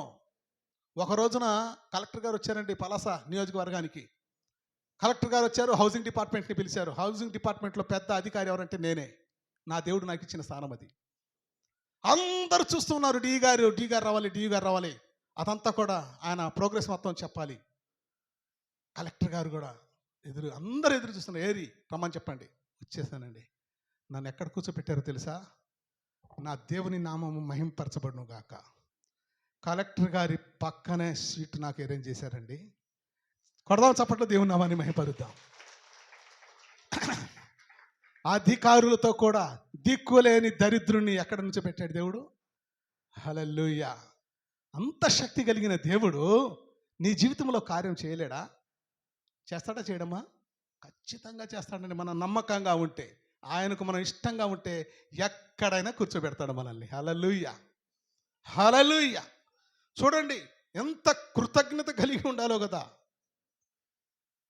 దరిద్రులను అధికారులతో కూర్చుండబెట్టుటకును, మహిమగల సింహాసనమును స్వతంత్రింప చేయుటకును, వారిని మట్టిలో నుండి ఎత్తువాడు ఆయనే. లేమి గలవారిని అంటే బీదవాళ్లను పెంట కుప్ప మీద నుండి లేవనెత్తువాడు ఆయనే. భూమి యొక్క స్తంభములు యెహోవా వశం, లోకము వాటి మీద ఆయన నిలిపి ఉన్నాడు. భూమి యొక్క స్తంభాలను దేవుడు ఎక్కడ నిలబెట్టాడట? స్తంభాల మీద లోకాన్ని నిలబెట్టాడంట. హల్లెలూయా, హల్లెలూయా. ఎంత కృతజ్ఞత కలిగి ఉండాలి ఈ సౌలు రాజు. అయ్యో, నేను గాడిదలు కాస్తుంటే ఈ స్థితిని నాకు దేవుడిచ్చాడు. దేవుని పని దేవుడు దైవజనులు చేయాలి. నా పని ప్రజల విషయంలో అధికారం కానీ, వాళ్ళని శిక్షించడం కానీ, వాళ్ళని రక్షించడం కానీ, వాళ్ళని కాపాడటం కానీ నా పని నాకున్నది కదా. నా పని నేను చేయాల్సింది. దైవజనుని పనిని నేనెందుకు చేయాలని అనుకున్నాడా? తన హోదాను, తన అధికారాన్ని ప్రదర్శించాడు. ప్రియమైన దేవుని బిడ్డలారా, ఏం జరిగిందో చూద్దాం. ఏం జరిగిందో చూద్దాం ప్రియమైన దేవుని బిడ్డలారా. ఇక్కడ చూసినట్లయితే యాజకుడు, ప్రవక్త అయినటువంటి సమూయేలు చేయవలసిన పనిని సౌలు రాజు చేసినట్టుగా వ్రాయబడింది. తొందరపడ్డాడు. ఏం చేశాడమ్మా? తొందరపడ్డాడు. వచ్చేదాకా ఆగలే. దైవజనుడు వచ్చేదాకా ఆయన ఆగలేదు. మొదటి సమూయేలు గ్రంథం 13వ అధ్యాయం 10 నుంచి 13 చూస్తే, అతడు దహన బలి అర్పించి, ఎవరో సౌలు రాజు దహన బలిని అర్పించి చాలించిన వెంటనే సమూయేలు వచ్చెను. సౌలు అతన్ని కలుసుకొని అతనికి వందనం చేయటకై బయలుదేరగా, వస్తున్నాడు కదా సౌలు అని చెప్పేసి మొత్తం బలులు అర్పించి వెళ్ళి వందనాలు చేస్తున్నాడట. అయ్యా సమూయేలు గారు, వందనాలయ్యా, వందనాలు అని చెప్పడానికి బయలుదేరగా, సమూయేలు అతనితో నీవు చేసిన పని ఏమి అని అడిగాను. అందుకు సౌలు, జనులు నా యొద్ద నుండి చెదిరిపోవుటయు, నిర్ణయ కాలమున నీవు రాకపోవుటయు, ఫిలిస్తీయులు మిక్మష్లో కూడి ఉంటుటయు నేను చూచి, ఇంకను యెహోవాను శాంతిపరచక మునిపే ఫిలిస్తీయులు గిల్గాలునకు వచ్చి మా మీద పడుదురనుకొని నా అంతటా నేనే సాహసించి ధైర్యం చేసుకొని దహన బలులను అర్పించి తిని అని అన్నాడు. అందుకు సమూయేలు, ఇట్లా నేను నీ దేవుడైన యెహోవా నీకిచ్చిన ఆజ్ఞను నీవు గైకొనక నీవు అవివేకపు పని చేసితివి, తెలివి మాలిన పని చేశావు. కాబట్టి నీ రాజ్యమును ఇజ్రాయేలీల మీద సదాకాలము స్థిరపరచటకు యెహోవా తలంచి ఉండెను. అయితే ఇప్పుడు నేను చెప్తున్నాను, నీ రాజ్యము నీ దగ్గర ఉండనే ఉండదు. దేవుడు అనుకున్నాడట సౌలు రాజ్యాన్ని సదాకాలము నిలపాలని చూశాడట. ఎప్పుడైతే దైవజనునికి బదులుగా, దైవజనునికి వ్యతిరేకంగా, దేవుని ఆజ్ఞకు భయపడక చేయవలసిన తాను చేయకూడని పనిని తాను చేయగా, దేవుడు ఆకాశం నుండి చూశాడు, సౌలుకు చెప్పేశాడు, సమూయేలుకు చెప్పేశాడు, సమూయేలు ఇక ఏమాత్రం ఆలోచించవద్దు, నేనైతే ఆయనకు ఆ రాజ్యం అతని నుండి తీసేస్తున్నాను, నువ్వు నా మాటగా చెప్పు అన్నాడు. అంతే. హల్లెలూయా. తొందరపడటం వలన సౌలు రాజు ఏం పోగొట్టుకున్నాడు చెప్పండి? రాజ్యాన్ని పోగొట్టుకున్నాడు. తొందరపడితే మేలు జరిగిందా, కీడు జరిగిందా? కీడు జరిగింది ప్రియమైన దేవుని బిడ్డలారా. ఇక మూడవ వ్యక్తిగా మనం చూస్తాం. ఎవరినంటే దావీదు రాజైన ఉజ్జియా. వేనాపుడి కాయ మాతో చల్లెచ్చి బాయ్ काय छेने भेजा वेना पड़ी काय वेला ए पाई तो न मातो दुख रविए हालेलुया काय केल मत माते पर पाटो बांधला गड़ी కూడా దావీదు రాజైన ఉజ్జా. ఇప్పుడు చూద్దాం, ఇక్కడ కూడా రాజేమో ఉజ్జా, దైవజనుడు దావీదు. దావీదు చేయవలసిన పనిని దావీదే చేయాలి. దైవజనుడు చేయవలసిన పని దైవజనుడే చేయాలి. రాజు చేయవలసిన పని రాజకీయ నాయకులే చేయాలి కదా. నాయకులు వచ్చేసి నేను మొత్తానికి నేనే అనుకొని దైవజనుడు చేసే పనిని అడ్డుకొని నువ్వు చేస్తే ఏం జరిగిద్దో తెలుసా? ఇగో ఇదే జరుగుతుంది. మన అప్పుడప్పుడు हत्या अरे अपन संगे में माँ खूनी समाज आओ तो अपन करुण को काम में नाता काई हनुअटो में कर रही है. तुम छट रहो हाँ आ रहे महान रहे कर रहे कसी न कर रही है. అరే దైవజనుడు దేవుని బిడ్డలు చేయవలసిన పని అడ్డుకుంటే ఏం వస్తుందో వాళ్ళకి తెలియదు. ఇంకా దైవజనుడు చేయవలసిన పని దైవజనులే చేయాలి. దేవుని బిడ్డలు చేయవలసిన పని దేవుని బిడ్డలే చేయాలి. ఇక్కడ అదే జరిగింది ప్రియమైన దేవుని సంగమా. ఏం జరిగిందో చూద్దాం. 2 సమూయేలు 6వ అధ్యాయం 1 నుంచి 7 వరకు చూద్దాం. తరువాత దావీదు ఇశ్రాయేలులో 30,000 మంది శూరులను సమకూర్చుకొని బయలుదేరి కెరూపుల మధ్య నివసించు సైన్యములకు అధిపతియగు యెహోవా అను తన నామము పెట్టబడిన దేవుని మందసమును అచ్చట నుండి తీసుకొని వచ్చుటకై తన యొద్దనున్న వారందరితో కూడా బాయిలా యెహూదాలో నుండి ప్రయాణము ఆయను. దేవునికి స్తోత్రం. వారు దేవుని మందసమును కొరత బండి మీద ఎక్కించి గిబియాలోనున్న అబీనాదాబు యొక్క ఇంటిలో నుండి, అంటే దేవుని మందసం ఎక్కడుంది? గిబియాలో ఉన్న అబీనాదాబు దగ్గర. ఏది మోషే అహరోనులకు తిరుగుబాటు చేశారు చూడు, అదిగో తిరుగుబాటుదారు దగ్గర ఉంది. ఎక్కడుందమ్మా? తిరుగుబాటుదారుల దగ్గర ఉంది మందసం. దావీదు కనుగొని అక్కడి నుంచి తీసుకొని రావాలని బండి తయారు చేశాడు. బండి మీద ఊరేగింపుతో తీసుకొని వస్తా ఉన్నాడు. దేవునికి స్తోత్రం కలుగును గాక. హల్లెలూయా. తీసుకొని రాగా అబీనాదాబు కుమారులకు ఉజ్జాయును అహ్యోయును ఆ క్రొత్త బండిని తోలిరి. ఎవరు తోలాలి? యాజకులు తోలాలి. ఎవరు తోలాలమ్మా? యాజకులు మొయ్యాలి మందసాన్ని. కానీ ఇక్కడ ఎవరు మాతున్నారు? రాజైన ఉజ్జా కుమారులు మస్తున్నారు. ఏం జరిగిందో చూద్దాం. హల్లెలూయా హల్లెలూయా. తోలిరి. దేవుని మందసము గల ఆ బండిని గిబియాలోని అబీనాదాబు ఇంట నుండి తీసుకొని రాగా అహ్యోను దాని ముందర నడిచాను. దావీదును ఇశ్రాయేలు అందరును సరళ వృక్షపు కర్రతో చేయబడిన నానా విధములైన సితారాలను, స్వరమండలములను, తంబురలను, మృదంగములను, పెద్ద తాళములను వాయించుచు యెహోవా సన్నిధిని నాట్యమాడుచుండిరి. హల్లెలూయా. ఆనందిస్తున్నారు. మా దేవుడు వచ్చాడు హో అని. సైన్యములకు అధిపతియగు దేవుడు అని, సముద్రాన్ని పాయలుగా చేసిన గొప్ప దేవుడని, మన్నాను ఆకాశం నుండి కురిపించిన దేవుడని, తన ప్రజలందరి దాహములను తీర్చిన దేవుడని, ఆయన చేసిన అద్భుత ఆశ్చర్య కార్యములన్నిటిని తలంచుకుంటే ఆనందంతో నాట్యమాడుతూ ఉన్నారంట తంబుర సితారాలు వాయించు. ఎంత ఆర్భాటం చేశారంటే వాళ్ళు ఏం చేస్తున్నారో ఆనందములో వాళ్ళకే తెలియనంత ఆనందాన్ని వాళ్ళు పొందుతున్నారు. దేవునికి మహిమ కలుగునుగాక. హల్లెలూయా. నాట్యమాడుచుండిరి.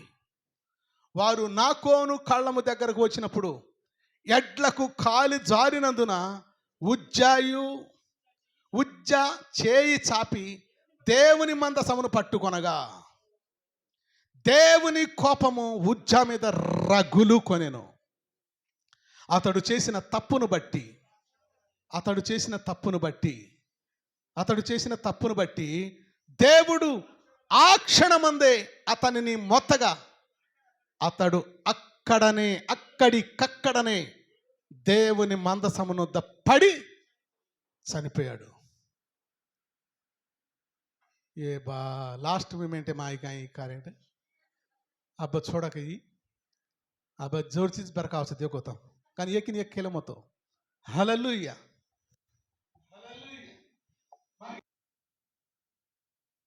నేను ముగిస్తాను. నేను అవడా చింత కాలమతో వాక్యం ఎక్కేని ఎప్పుడైనా చూడండి. అక్కడికక్కడే ఏం చేశాడట? చచ్చిపోయాడు. దేవుని మందసమును పట్టుకోవాల్సింది ఎవరు?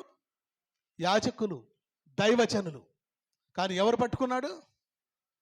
రాజుగారు పట్టుకున్నాడు. అది దేవునికి కోపమును తెప్పించింది. కారణం ఏంటో తెలుసా? దేవుని పనిని దైవజనులే, దేవుని బిడ్డలే చేయాలి. హల్లెలూయా. యెహోవా కోపము ఉజ్జా మీద రగులు కొనెను. అతడు చేసిన తప్పును బట్టి దేవుడు ఆ క్షణమందే అతని మొత్తగా అతడు అక్కడికక్కడే దేవుని మందసం వద్ద పడి చనిపోయాను. తనది కాని పనిని తాను చేసినందుకు ఏం జరిగింది? నష్టమే జరిగిపోయింది. ఒత్తొత్త రచ్చే అక్కడక్కడ సంఘాల్లో ఉంటారండి. తన పని కాకపోయినా నాదే పెత్తనం ఉండాలని చెప్పేసి అంత హడావుడి చేస్తూ ఉంటారు. మొన్న ఒక పెళ్లికి సంబంధానికని వెళ్ళాము నిన్ననే. హల్లెలూయా. సందర్భాన్ని బట్టి చెప్తున్నా నేను. ఒక ఆయన వచ్చి అంతా నాదే, ఇంటి పెత్తనం మొత్తం నాదే అనుకొని చేస్తా ఉన్నాడు. ఇంత కూడా ఓపిక లేదండి, ఇంత కూడా ఓపిక లేదు. అర్రే రే రే రే రే 3 హప్తా దాసుకోరా లెక్క పెడితే 3 సార్లు పారిపోయాడు ఆయన. అందరు ఏంటి అసలు అని చూస్తున్నారు. మాకా అధికారం అప్పగింపబడలే. వెళ్ళి కూర్చున్నాం. దో हाथ हाथ जोड़े बैठ गो कभी ఆ వాతే కరకరికి వచ్చి. దేవునికి స్తోత్రం. మనం ఎంతవరకు ఉండాలో అంతవరకే ఉండాలి. మనకి ఎంతవరకు పని అప్పగింపబడిందో అంతవరకే మన పని చేయాలి. మనకు పని అప్పగించకుండా ఉన్నప్పుడు అంతా పెత్తనం నాదని చేస్తే విలువ ఉండదు. 3 సార్లు పారిపోయి వస్తుంటే జనాలందరూ వచ్చి అని చెప్పడం జరిగింది. ఆయన దైవజనుడు, ఏం దైవజనుడు, కొద్దిగా ఓపిక కూడా లేకుండా. హల్లెలూయా. ఎందుకు చెప్తున్నానంటే ఇక్కడ తొందరపడవలసింది కాదు. దైవజనుడు వస్తాడు, ఆయన చేయవలసిన పని చేస్తాడు అని ఆగలే. ఆగనందుకు ఏం జరిగింది? కీడు జరిగిపోయింది, నష్టము జరిగిపోయింది. ఇక్కడ చూస్తే దైవజనుడైనటువంటి దావీదు చేయవలసిన పనిని రాజైన ఉజ్జియా చేయడం ప్రారంభించాడు. అదే జరిగింది. హల్లెలూయా. హల్లెలూయా. దేవుని మందసం దగ్గర అక్కడికక్కడే చనిపోయినట్టుగా మనం చూస్తాం. ఇంకొక మాట, మోషే విషయంలో కూడా అదే జరిగింది. దైవజనుడు మోషే చేయాల్సిన పనిని అడ్డుకున్నారు. మనం గత వారము గృహకుడికలో మనం విన్నాం. అడ్డుకున్నది ఎవరు? కేడు సాంబళేజుకొని కేవడం పోనీ లైవ్ మాకుని దిట్టవుతా వైతి కేవడం తప్పు చేయి కాయ రే పూల గీతాము. అహరోను కోరహు, అహరోను కాదు కోరహు సంతానము కదా. కోరహు, నాదాబు, అబిదాము, నూరు, హల్లెలూయా. ఈ 4 కోరహు సంతానము వ్యతిరేకం చేశారు. ఏం చేశారు? అక్కడికి ఏమైపోయింది? నష్టమే జరిగింది. దైవజనుడు చేసే పనిని అడ్డుకుంటే ఇదే పరిస్థితి. ఎన్ని కార్యాలు చూడండి. మొట్టమొదట మోషే దగ్గర అదే జరిగింది, నష్టపోయారు, ప్రాణం పోగొట్టుకున్నారు. నెర్ర విడిచి దేవుని కోపం ఉగ్రత ఆగలేదండి. దైవజనునికి తిరుగుబాటు చేసే వారి విషయంలో అక్కడికక్కడ వాళ్ళు కన్నులారా చూసేటట్టుగా చేశాడు దేవుడు ఉగ్రతను. హల్లెలూయా. ఇక్కడ చూస్తే దావీదు విషయంలో కూడా, ఉజ్జా విషయంలో అదే జరిగింది.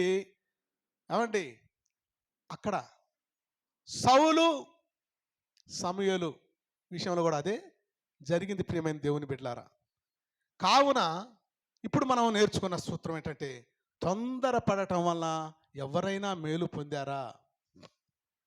కొన్ని మేలు పొందేగా కానీ చక్కగా కేరైతే సేజ్ ఓటు చుంటాడేనో ఒక చోళేరో पछ अपन होटा हनु की दी गाय तो अपने हरदेरी जाणु गाय तो हालेलुया हरदेरी जाणु गाय तो अपन ग्वानीर विषय में हम प्रेमला मारा साम देख रही है तार से मन माला कजू बेट बेटा और विषय में बेट बेटा याडी बापी साम देख रही है सामड़ा सी बा आचो सामड़ा बेटा तुम आचो सामड़ा हनु बेट बेटा देख रही है और साम याडी सामी हनु देख रही है బాయ్యో పేటీ వస్తుంది ఆయన దగ్గర. ప్రియమైన దేవుని సంఘమా, ఈరోజు ప్రభు మనకు గొప్ప హెచ్చరిక చెప్తూ ఉన్నాడు. తొందరపడటం అంత మంచిది కాదు. దేవునికి స్తోత్రం కలుగును గాక. అంత మంచిదేమీ కాదు. యాకోబు రాసిన పత్రిక 1వ అధ్యాయం 19వ వచనంలో దేవుడు చెప్తున్నాడు, ఏ విషయంలో మనం తొందరపడాలో ఆ విషయం చెప్పి నేను ముగిస్తేస్తాను. హల్లెలూయా. చూడండి, పరిశుద్ధ గ్రంథమును తెరుద్దాం ఒకసారి. యాకోబు 1:19. నా ప్రియ సహోదరులారా, మీరు ఈ సంగతిని ఎరుగుదురు. తమేన్ మాలం దానియేలు తోనమాలం కానీ आज मनच कोच काही हो मार पेटानं मनको ग तिटो ग पच्चक मुचला बघाय कोणी नाही येना बघाय कोणी ఒక డానియలే కాదు, ఇక్కడున్న మార్కు రాజు, జోసెఫ్, సిమోను అవడాకొచ్చలే నా ఖర్చుగా కోరు కంపెనీ. హల్లెలూయా. ప్రతి విషయంలో తల్లిదండ్రులు అయినటువంటి మనకు, తల్లిదండ్రులమైన మనకు దేవుడు చెప్తున్నాడు, తొందరపడటం అంత మంచిది కాదు. ఒకవేళ రిసిమ మార తినేగలే మయ్యదాడ మార సాగరేన మారు బాయ్ మామూలుగా చెయ్యవారం మారైతే మారి మరో. హల్లెలూయా. ఎంత భయంకరంగా ఏడ్చానంటే,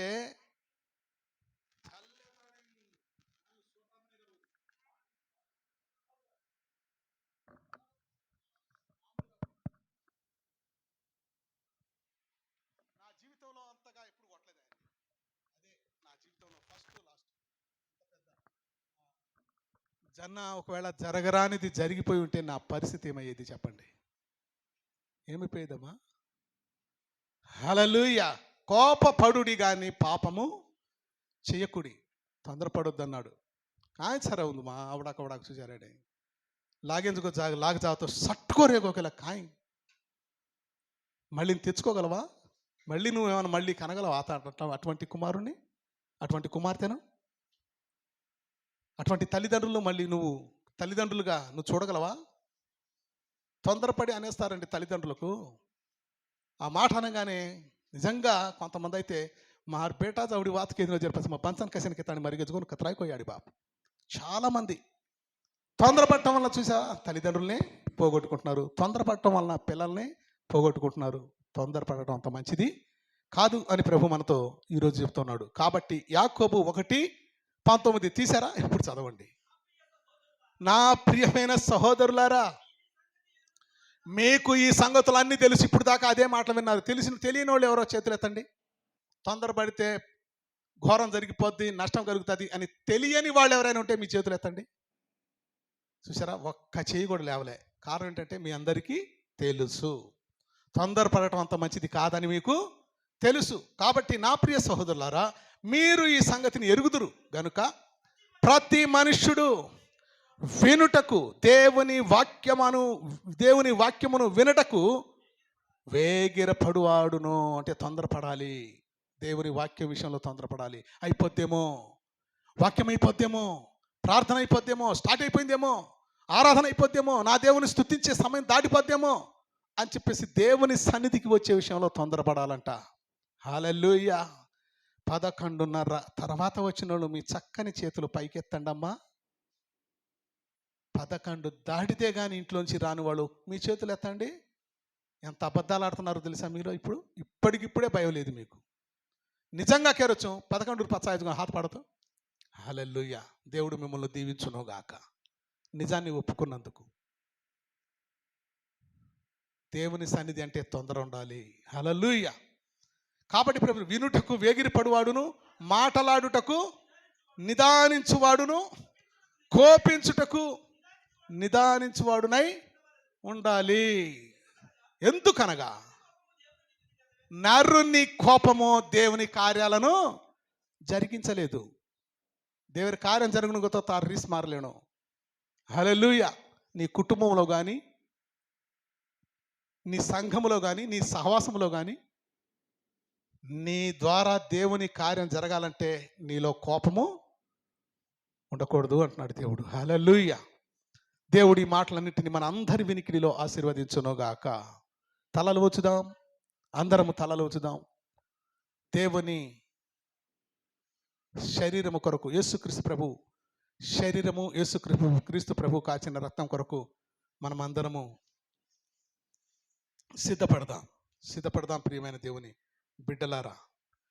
ఈరోజు ఒక ప్రత్యేకమైనటువంటి సందేశం ప్రభు మనకు ఇచ్చాడు. పేతురు తొందరపడ్డాడు కానీ పశ్చాత్తాపడ్డాడు. అది గొప్ప విషయం.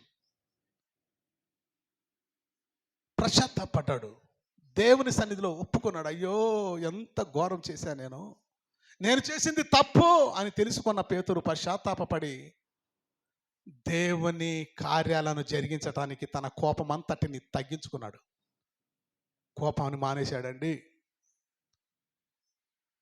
దేవుని కోపమును, ఉగ్రతను ఆయన తప్పించుకున్నాడు పశ్చాత్తాపట్ల ద్వారా. కానీ ఇస్కరియోతు యూదా తనలో ఉన్న పగను తీసేసుకోలేదు. అనుకున్న పని జరిగేదాకా, దేవునికి వ్యతిరేకంగా చేయవలసిన పని అది జరిగేదాకా మానలేదు. నాశనమైపోయాడు, సర్వనాశనమైపోయాడు. ఇలా చెప్పుకుంటూ పోతే ప్రియమైన దేవుని బిడ్డలారా, దైవజనుడి మాట వినకుండా ఆకాను తన కుటుంబాన్ని సర్వనాశనం చేసుకున్నాడు. మోషే చెప్పిన మాటలను వినకుండా తిరుగుబాటు చేసినటువంటి కోరహు సంతానములో చాలామంది, బైబిల్లో ఉంది, వ్రాయబడింది 70,000 మంది అంట. ఓ, ఇంతమంది చచ్చిపోయారే మాటను నిర్లక్ష్యం చేసినందుకు. దావీదు ఉజ్జా, దైవజనుడు దావీదు ఉజ్జా, మరి రాజు అయినటువంటి ఉజ్జా. ఎవరు చేయవలసిన పని వాళ్ళే చేయాలండి. కుక్క చేయవలసిన పని కుక్క చేయాలి అన్నారు, గాడిద చేయవలసిన పని గాడిదే చేయాలంట. మీకు ఒక విషయం తెలుసా? ఈ కుక్క దేవుడు ఇష్టపడిందే, గాడిదను కూడా దేవుడే ఇష్టపడ్డాడు. అంటే కుక్క చేయవలసిన పని విశ్వాసులు చేయవలసిన పని విశ్వాసులు చేయాలి. కుక్కని విశ్వాసులతో పోలుస్తాడా అని అంటారేమో. దేవుని బల దగ్గర వచ్చినటువంటి ఆ బిడ్డను చూసి, అయ్యా ఒక ముక్క అన్నం నా పిల్లలకు పెట్టుకుంటానయ్యా అంటే యేసు ప్రభు చెప్పాడు, కుక్కలు ఆశపడొచ్చా అనంటే, రొట్టె బల్ల మీద నుండి కింద పడిన రొట్టెను కుక్కలు కూడా తింటాయి కదా ప్రభువా అని తనను తాను తగ్గించుకుంది. కానీ ఆమె దేవునిపై కోపపడలే, ఎంతో విశ్వాసాన్ని కనబడిచింది. కుక్కను లోకంలో కూడా చాలామంది అంటారు విశ్వాస జంతువు అని. విశ్వాస జంతువు అంటండి, అందుకనే కుక్కతో పోల్చాడు. కుక్క పని కుక్క చేయాలి. ఎంత విశ్వాసంతో పనిచేస్తుందో, ఎంత నమ్మకంతో పనిచేస్తుందో. సంఘములో ఉన్న మనమందరం కూడా ఇలాగున మనం పని జరిగించాలి, దేవుని పని. అదేవిధంగా గాడిద భారమును మోసేటటువంటి దాన్ని కూడా దేవుడు మన మధ్య ఉంచాడు. కుటుంబంలో యజమానుడిగా నువ్వు చేయవలసిన పని నువ్వు చేయాలి. నీ భారమును మోయాలి, కుటుంబ భారాన్ని మోయాలి, నీ భార్య భారాన్ని, నీ పిల్లల భార్యని, కుటుంబ భారం అంతటిని నీవే మోయాలి. అందుకోసం దేవుడు అంటున్నాడు, కోపము ఉంటే కార్యాలు జరగవు. కోపము మానుడి, ఆగ్రహమును విడిడి. కోపమును మానుడి, ఆగ్రహమును విడిచిపెట్టుడి. కోపపడిన వారు ఎవరు బాగుపడలేదు. తనను తాను తగ్గించుకుని వాడు హెచ్చించబడతాడు. ప్రార్థన చేద్దాం.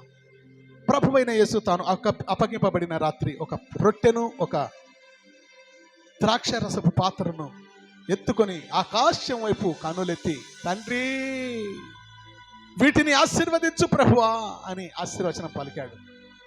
తండ్రి అయిన దేవుడు కుమారుడైన యేసు ప్రభు యొక్క ప్రార్థనను వినగానే ఆశీర్వదించాడు. ఆశీర్వచన పాత్రలోనిది తీసుకొని యేసు క్రీస్తు ప్రభు తన శిష్యులైనటువంటి వారి అందరికీ, ఇదిగో ఇది నా శరీరం, దీన్ని తినండి. ఇదిగో ఇది నా రక్తం, దీన్ని మీరు తాగండి.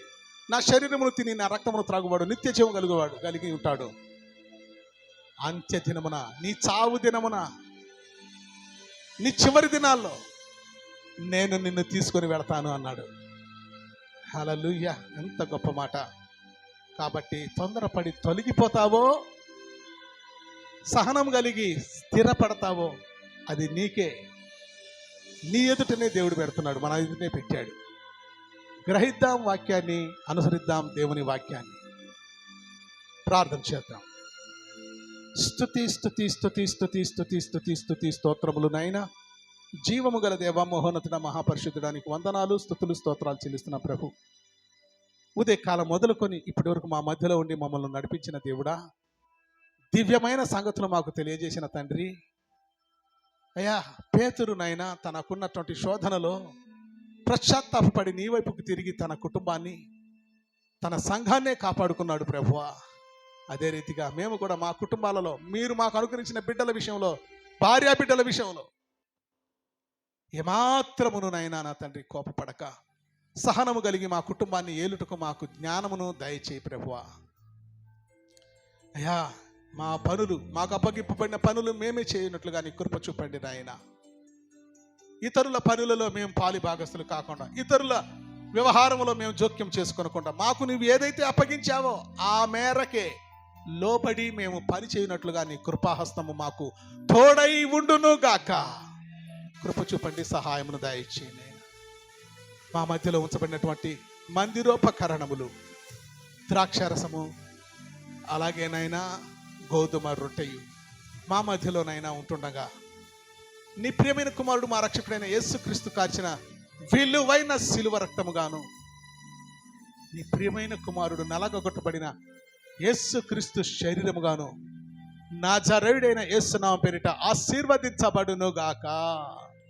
అయ్యా, ఆశీర్వచన పాత్రలో మేము తింటూ త్రాగుతూ ఉంటుండగా అద్భుతమైన నీ కార్యం జరిగించి మీరే మహిమ పొందాలని మా ప్రాణాత్మ దేహాలను నీకే అప్పగించుకుంటూ ఈ మనవులని నీ మహిమ నిమిత్తం యేసునామం పేరిట ప్రార్థించి పొందుకొనుచున్నాం పరమ తండ్రి.